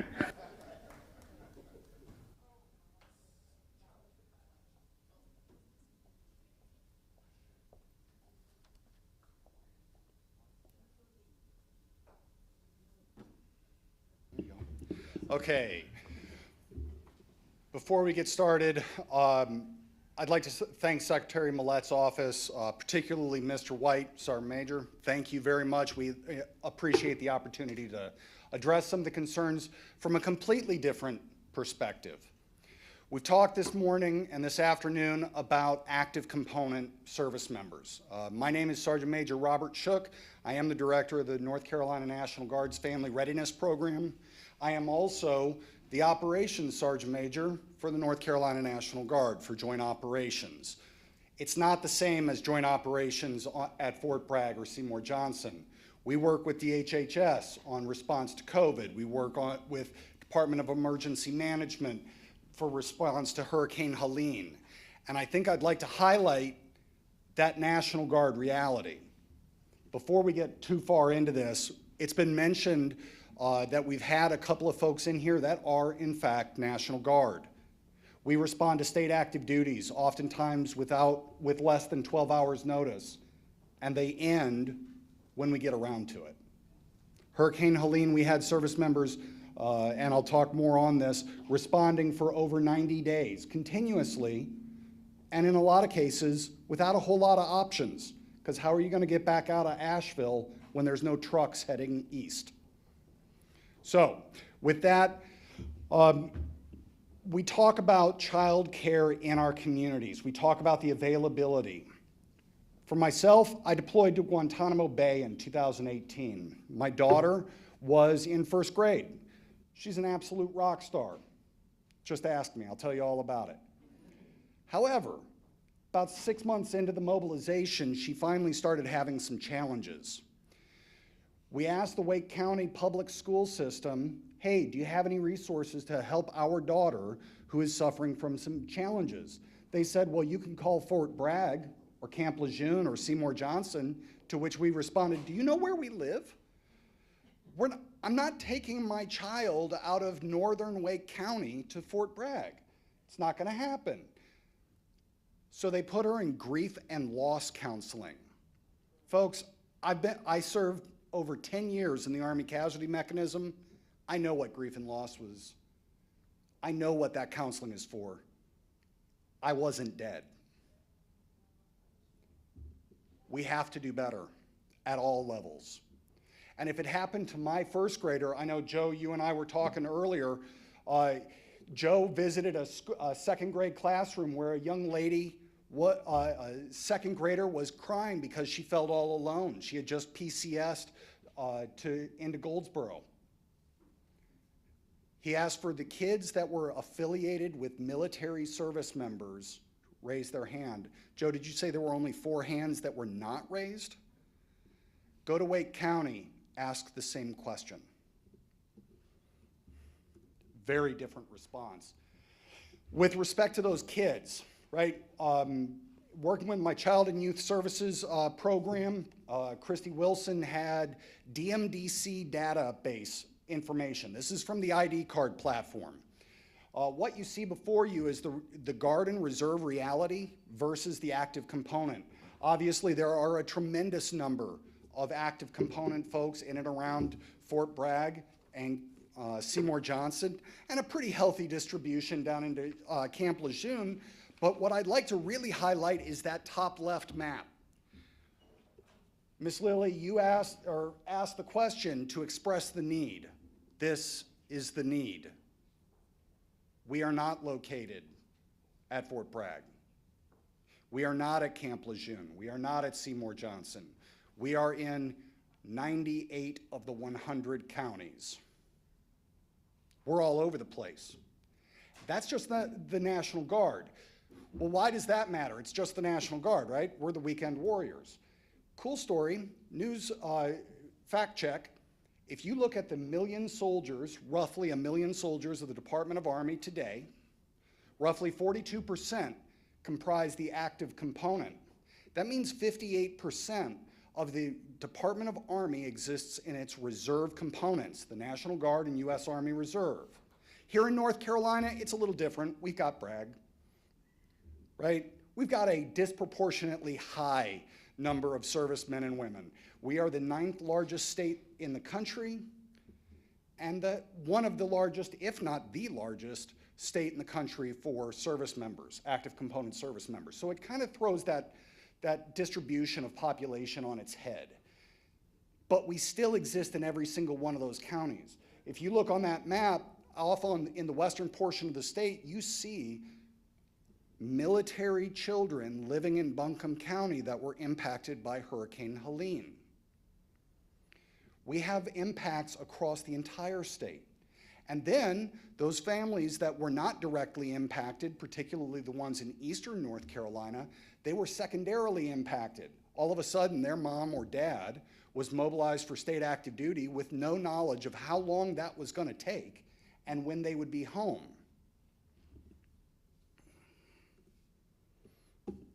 So our operational tempo, right?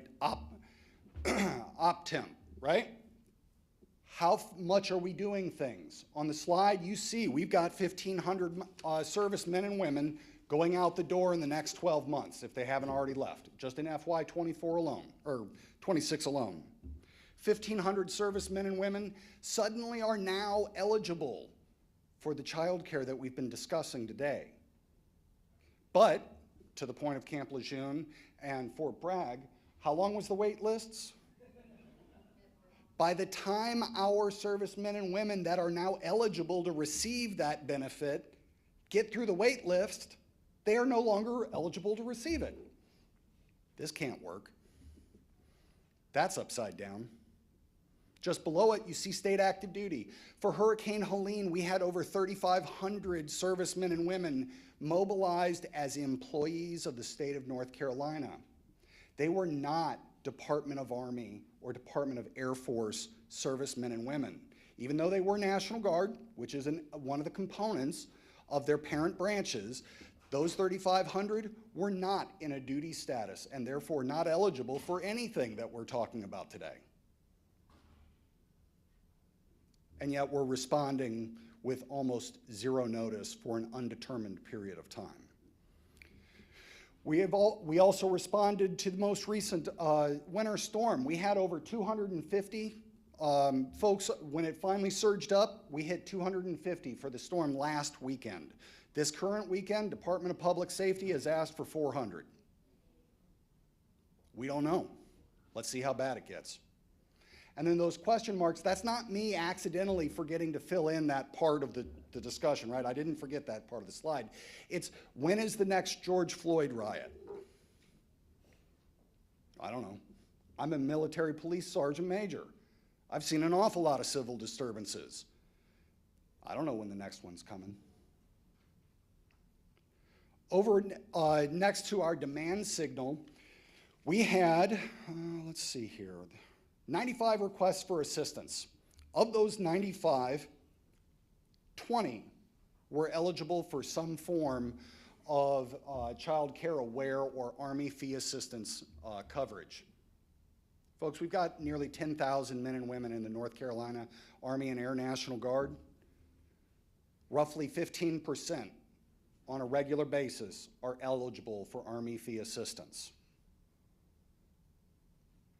Right now, of that 10,000 men and women, we have roughly 2/3 that have reported what their families look like. That's not 100%, and I don't have the luxury of being able to pull into DMDC on a regular basis and download the most up-to-date demographics of information pertaining to our dependent children. However, based on some very dirty, fast, extrapolated math, we have potentially as many as 3,500 children under the age of 4 today. It's extrapolated. I'm not going to confuse that with proof, just based on evidence. How are we going to support those children? The National Guard, as many can tell you, we're not eligible for everything. And yet, We make up roughly 40% of the Department of Army alone. That's an interesting statistic. Again, I said it before, I'll say it again. Here in North Carolina, it is a little different, right? Because Bragg. So, it happens. We get it. We talked about that op tempo, the 1,500 men and women deploying. That's 15% of our force.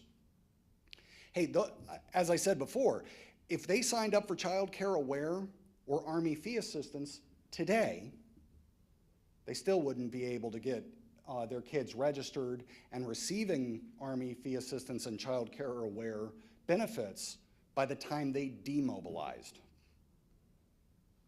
There's a problem with that.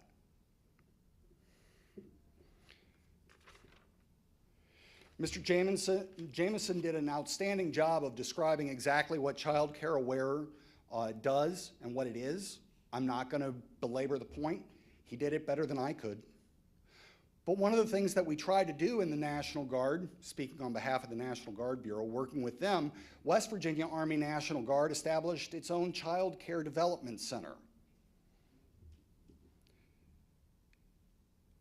We all know the inspection requirements associated with child care. Long story short, my counterpart in West Virginia, a GS-12, spends well over half their time managing that one child care development center. That's like doubling my job overnight. And I am absolutely certain that the Camp Lejeune and Fort Bragg teams can attest to the level of detail and intricacy that is required to keep that up and running. That is an incredibly resource-dependent effort. So what do? We step into Child Care Aware. Some of our barriers. Right now, if you ask Child Care Aware, they recognize that there is a 3-to-1, 3 children asking for assistance for every 1 spot available. Only 25, I know what we said about QRIS, but only 25 of those counties actually have Army Fee Assistance eligible child care centers in them. That's a huge gap. It's kind of hard to read, my apologies, but the punchline is if you go west, they aren't there, period, all stop. So if we go back to that other slide with another map, the soldiers are there, but the care isn't. The eligibility is not there. As far as eligibility, if you look back at those 95 cases that we received, 23% were not eligible.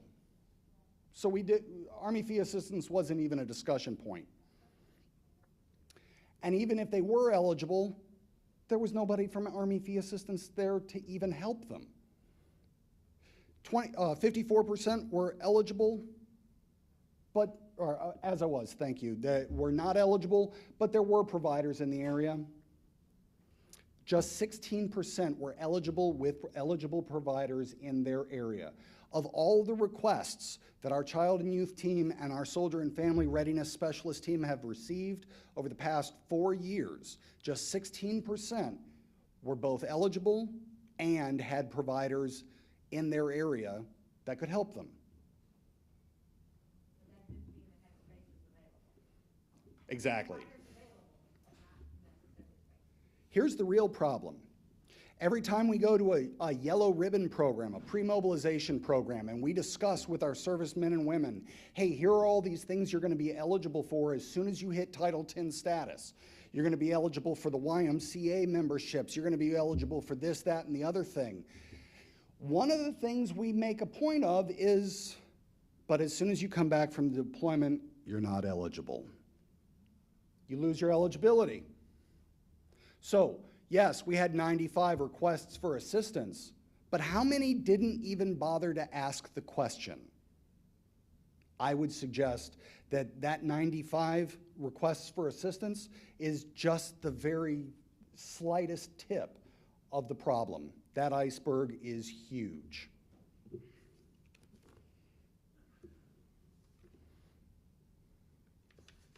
There are a couple of pilot programs that the National Guard Bureau is pushing forward with. We've got the weekend drill childcare and the Upward initiative. The essence of this is for our traditional guardsmen, just like myself, M-Day servicemen and women who are going off to either battle drill assembly or serving as traditional guardsmen. We can register them to receive child care benefits during the drilling period. Here's the challenge with that. Yes, there's an eligibility challenge. There's also an availability challenge that persists. So they tried this Upward thing where it starts talking about vouchering, where the service member, instead of paying directly to the Child Care Development Center, it goes to the service member who then remits that payment to the provider. The problem is that the only way that that works is if you drop your child off between the hours of 07 and 08 and pick them up right around 1700, which, for those of you who are in the Guard or familiar with our drill schedule, we get paid, we do what's called a MUTA 2 per day, 2 unit training assemblies. That means Uncle Sam owns you from midnight to midnight. And when you get loose, it's probably well after 1800. And when you got there was probably before 06. And, oh, by the way, where the National Guard started as, and I'm going to use the metaphor and somebody's eyes are about to roll, I don't know whose, we used to be a well-armed volunteer fire department. And if you've ever been to Western North Carolina, you know how dangerous that might be. But not to get too far onto that, here's the problem. When I joined in 2001, February 2001, they said, hey, sir, Mr. Shook, would you like to be an MP, a cook, admin, maintenance, or a supply guy? Oh, never mind, admin's full.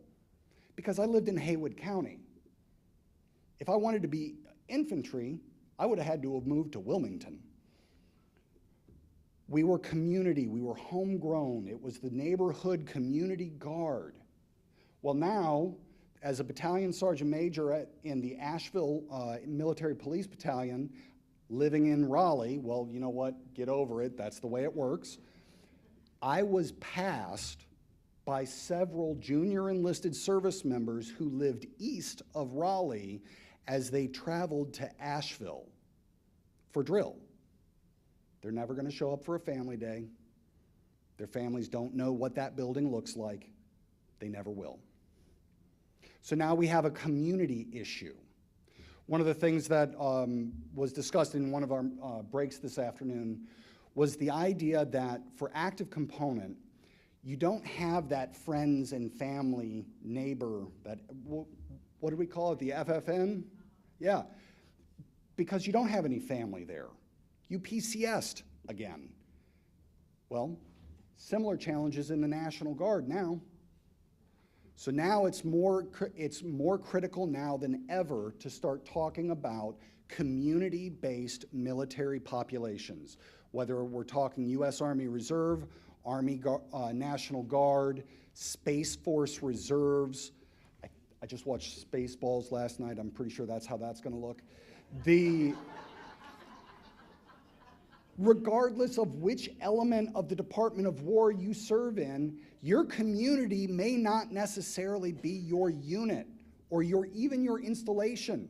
We talked about servicemen and women living in Fuquay, Varina, or Cary who are serving at Fort Bragg.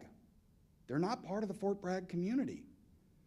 They're part of their hometown community. So how are we going to fix this? As far as what we can do, the North Carolina National Guard is building something we like to refer to as the North Carolina Military and Veteran Partnership Program. A couple of folks have been in it and around it. It's all predicated off of the Joining Community Forces Initiative, 2012, something like that? In any event, the idea is that we operate in 3 separate segments of the state, and we bring together community providers, and we actually talk about resource to need allocation. The governor's working group is outstanding, however, talks about policy-based decision-making. That's good, because for sustainable change, you've got to actually change policy. But in the meantime, we've got a fire on the ground right now. How are we going to resolve that problem? So we host these periodically in each of the 3 emergency management regions of the state to be able to bring together those community-based providers. We do not host the meeting at Raleigh. We do not host the meeting in Charlotte. We go out into the towns themselves. I think one of the most productive meetings we've had was in a little town called East Flat Rock. Show of hands, anybody know where East Flat Rock is? 1, 2. Point made, and we had a great meeting there. Fantastic meeting there. In the community where the servicemen and women actually live. How do we identify resources and what are the needs that they are answering? Additionally, we're working on continuing our community engagements, just like this, right? Letting you know, to Ms. Lilly's point, express the actual demand signal. Let's identify what the problem actually is. Yes, we get it, there's a problem. Absolutely. But how big is it really? Last year, we talked about the child care desert out in the western portion of the state. It's still there. COVID killed it. We know that. We've talked a little bit about payrolls. Hey, the concern is if we raise the pay to increase the sustainability of long-term employees, what's going to happen to the bill payer? That's the problem. How do we offset that? There's been discussion about livable wage. How do we address that? Folks, I'm probably one of the least educated people in the room. I have a public high school diploma and a master's from the School of Hard Knocks. I do not have a whole lot in the way of formal education, but what I can tell you is we have a tremendous problem that is not being directly approached or answered. We've tap danced around it. As Mr. White has mentioned several times during this meeting and during the Defense Summit last year and the Childcare Roundtable last year, we need to stop tap dancing around it and actually talk about how to solve it. Internally, for the Guard, we're talking about making sure that our service members and family members are aware of what their eligibilities are. How do those eligibilities shift with duty status? At any given time, a National Guardsman can be in one of 3 different duty statuses, and it changes everything. We need to be able to make sure that that eligibility is not static, it changes. How do we fix it? It's a great question. We talk, Sergeant Major White, now we'll put on your other hat. Sergeant Major White pointed out that it is a readiness problem.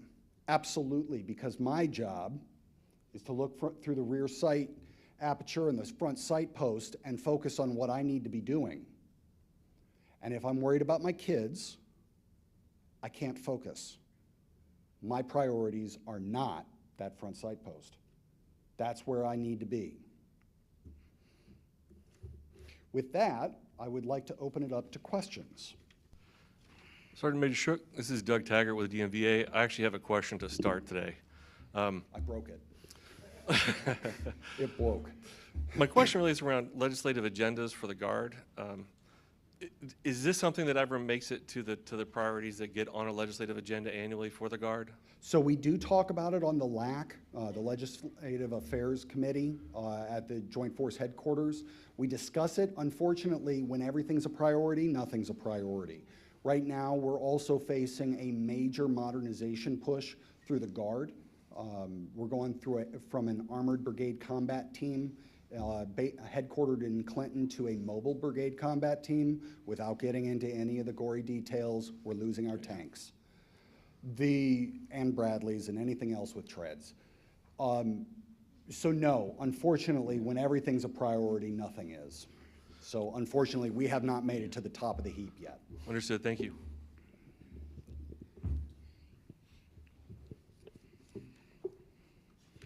Along those same lines, you say you've discussed it at the LAC. What are some of the legislative fixes that you guys have proposed to get after this? Because it seems like to me it's a provider accessibility problem in the West, in these deserts. There's not, even if you had a subsidy or something, there's nowhere to spend said subsidy. But then also potentially a financial component of being able to afford this care, whether it be on the weekends or for 90 days straight type situations. So what are some of the proposals that have been discussed? So through our Legislative Affairs Committee, the North Carolina Army National Guard's LAC, we haven't had the opportunity to really dig in to solving the child care problem. If you go to any one of our town hall meetings where the full-time staff comes together, the Joint Force Headquarters folks always say the exact same thing. Can we set up a child development center here at Joint Force Headquarters? No, we cannot. We're not funded for it through the Army side, right? That's not something that the color of money that we are receiving for our child and youth programming is specifically and only geared to support Ms. Wilson's youth development program, focusing primarily on the development of individual resilience and leadership skills, right? And even that has been cut by 80% as of what, a month ago? The LAC doesn't have the ability because right now, the state of North Carolina does not have an approved budget. That's not a good answer, and I know it, but it is an honest one.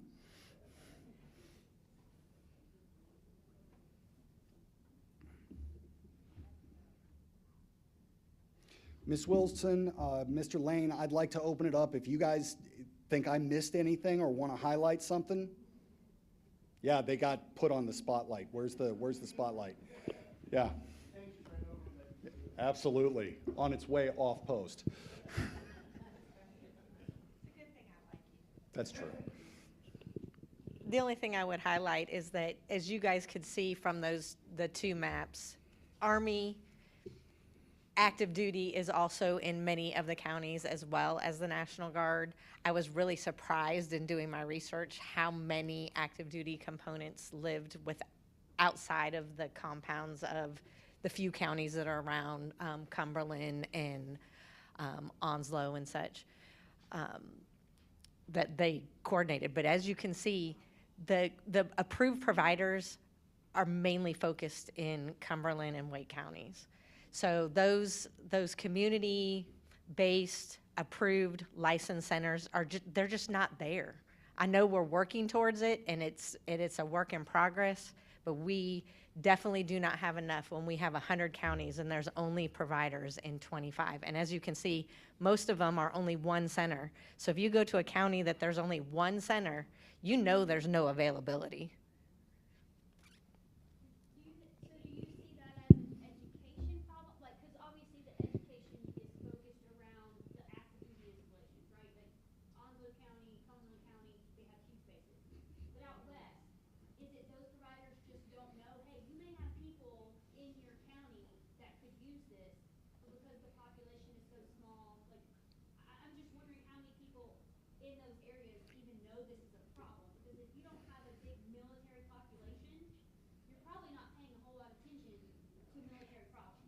And that's the same thing with our Purple Star School program, right?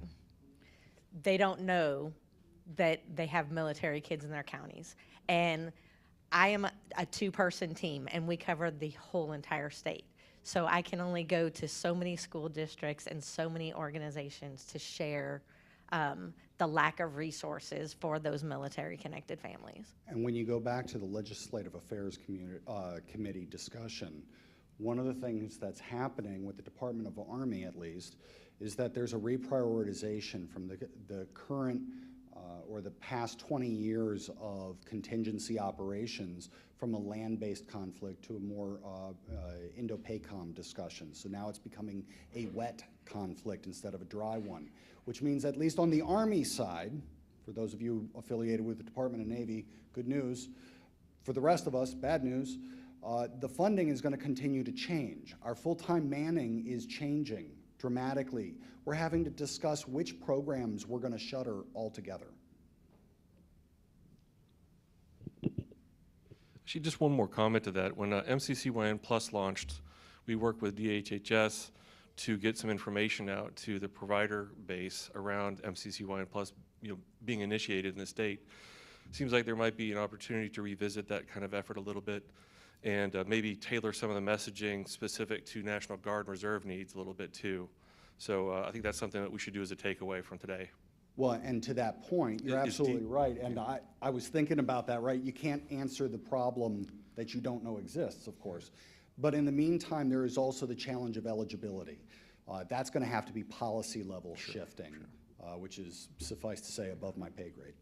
But is DHHS, I was going to assume you guys are willing just to kind of revisit the information share around MCCYN Plus as an option.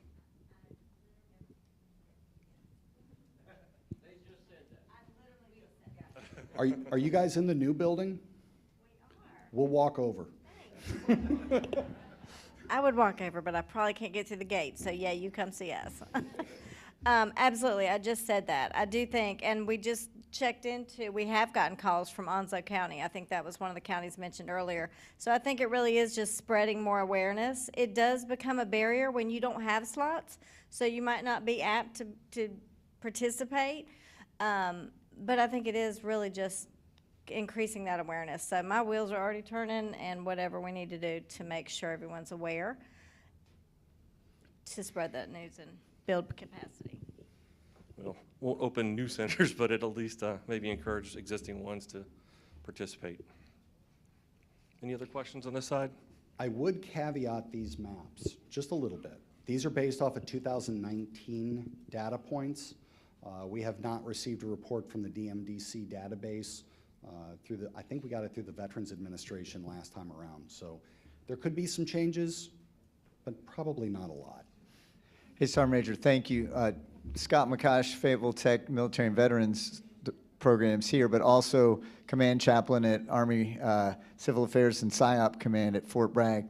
So I love this map, but I want to throw one more geography piece out there and help you all understand how for the Compo 2 and 3 soldiers, it's so much crazier. So my last duty station living here in Fayetteville was Salt Lake City, Utah.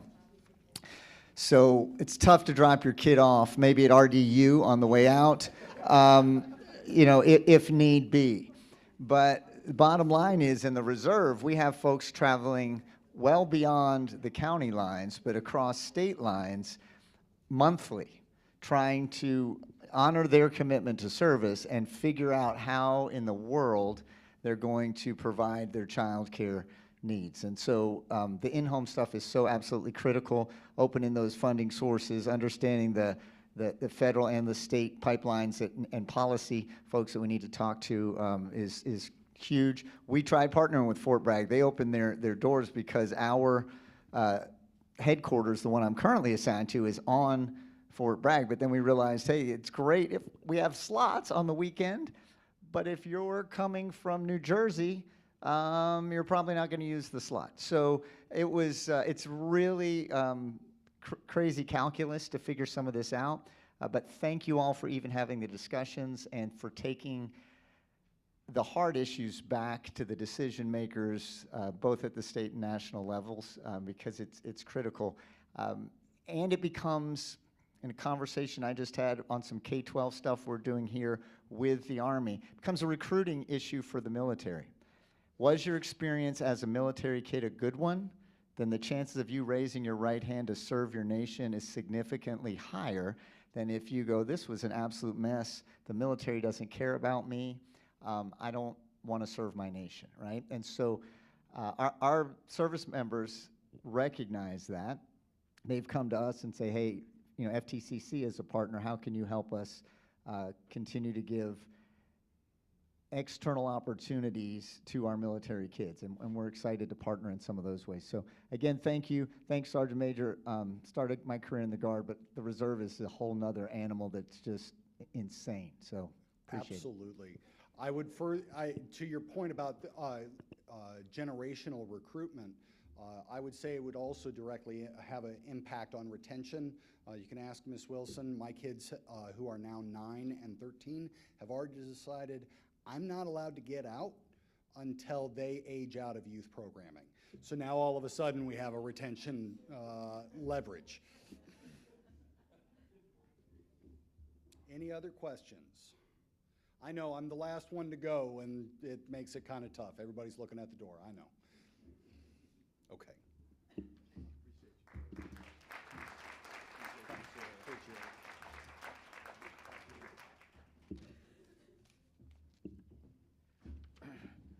All right, did everybody learn something today? At least one nugget you can take back and put in your toolkit to make your foxhole a little bit better. And that was the whole intent, to make our to improve our foxholes. All right, so it was a joy to be here. Thank everybody for coming out, supporting this event, talking about such a great and important topic. I think the work will continue. We will get together with the staff and the leadership at our department. We will brainstorm and see what's next on the horizon as far as child care initiatives are concerned, and you'll be hearing from us soon. I will ask if you have not signed that piece of paper that was floating around, so I can put you on the distro list, so I can get you the slides of everyone that was here today. Please do that before you leave, so that I can stay in contact with you and you can stay in contact with me. Maybe you having something in your sector of fire that you would like for the department to come and attend. Please give us a call. We won't hesitate to come out and support your event as well. Support goes both ways. It's a two-way street. All right, so we really appreciate all the presenters who came out today to present. We'll take all mishaps in love when it comes to our audio and our visual, and misspeaks. We'll take all that stuff in love, because we're here to help our men and women in uniform so that they can focus on fighting our nation wars. With that being said, is there anything else that anybody have for the group? There's still dessert on the table. Please grab it on the way out. Please be safe when you're returning back to your homes. Thank you for coming.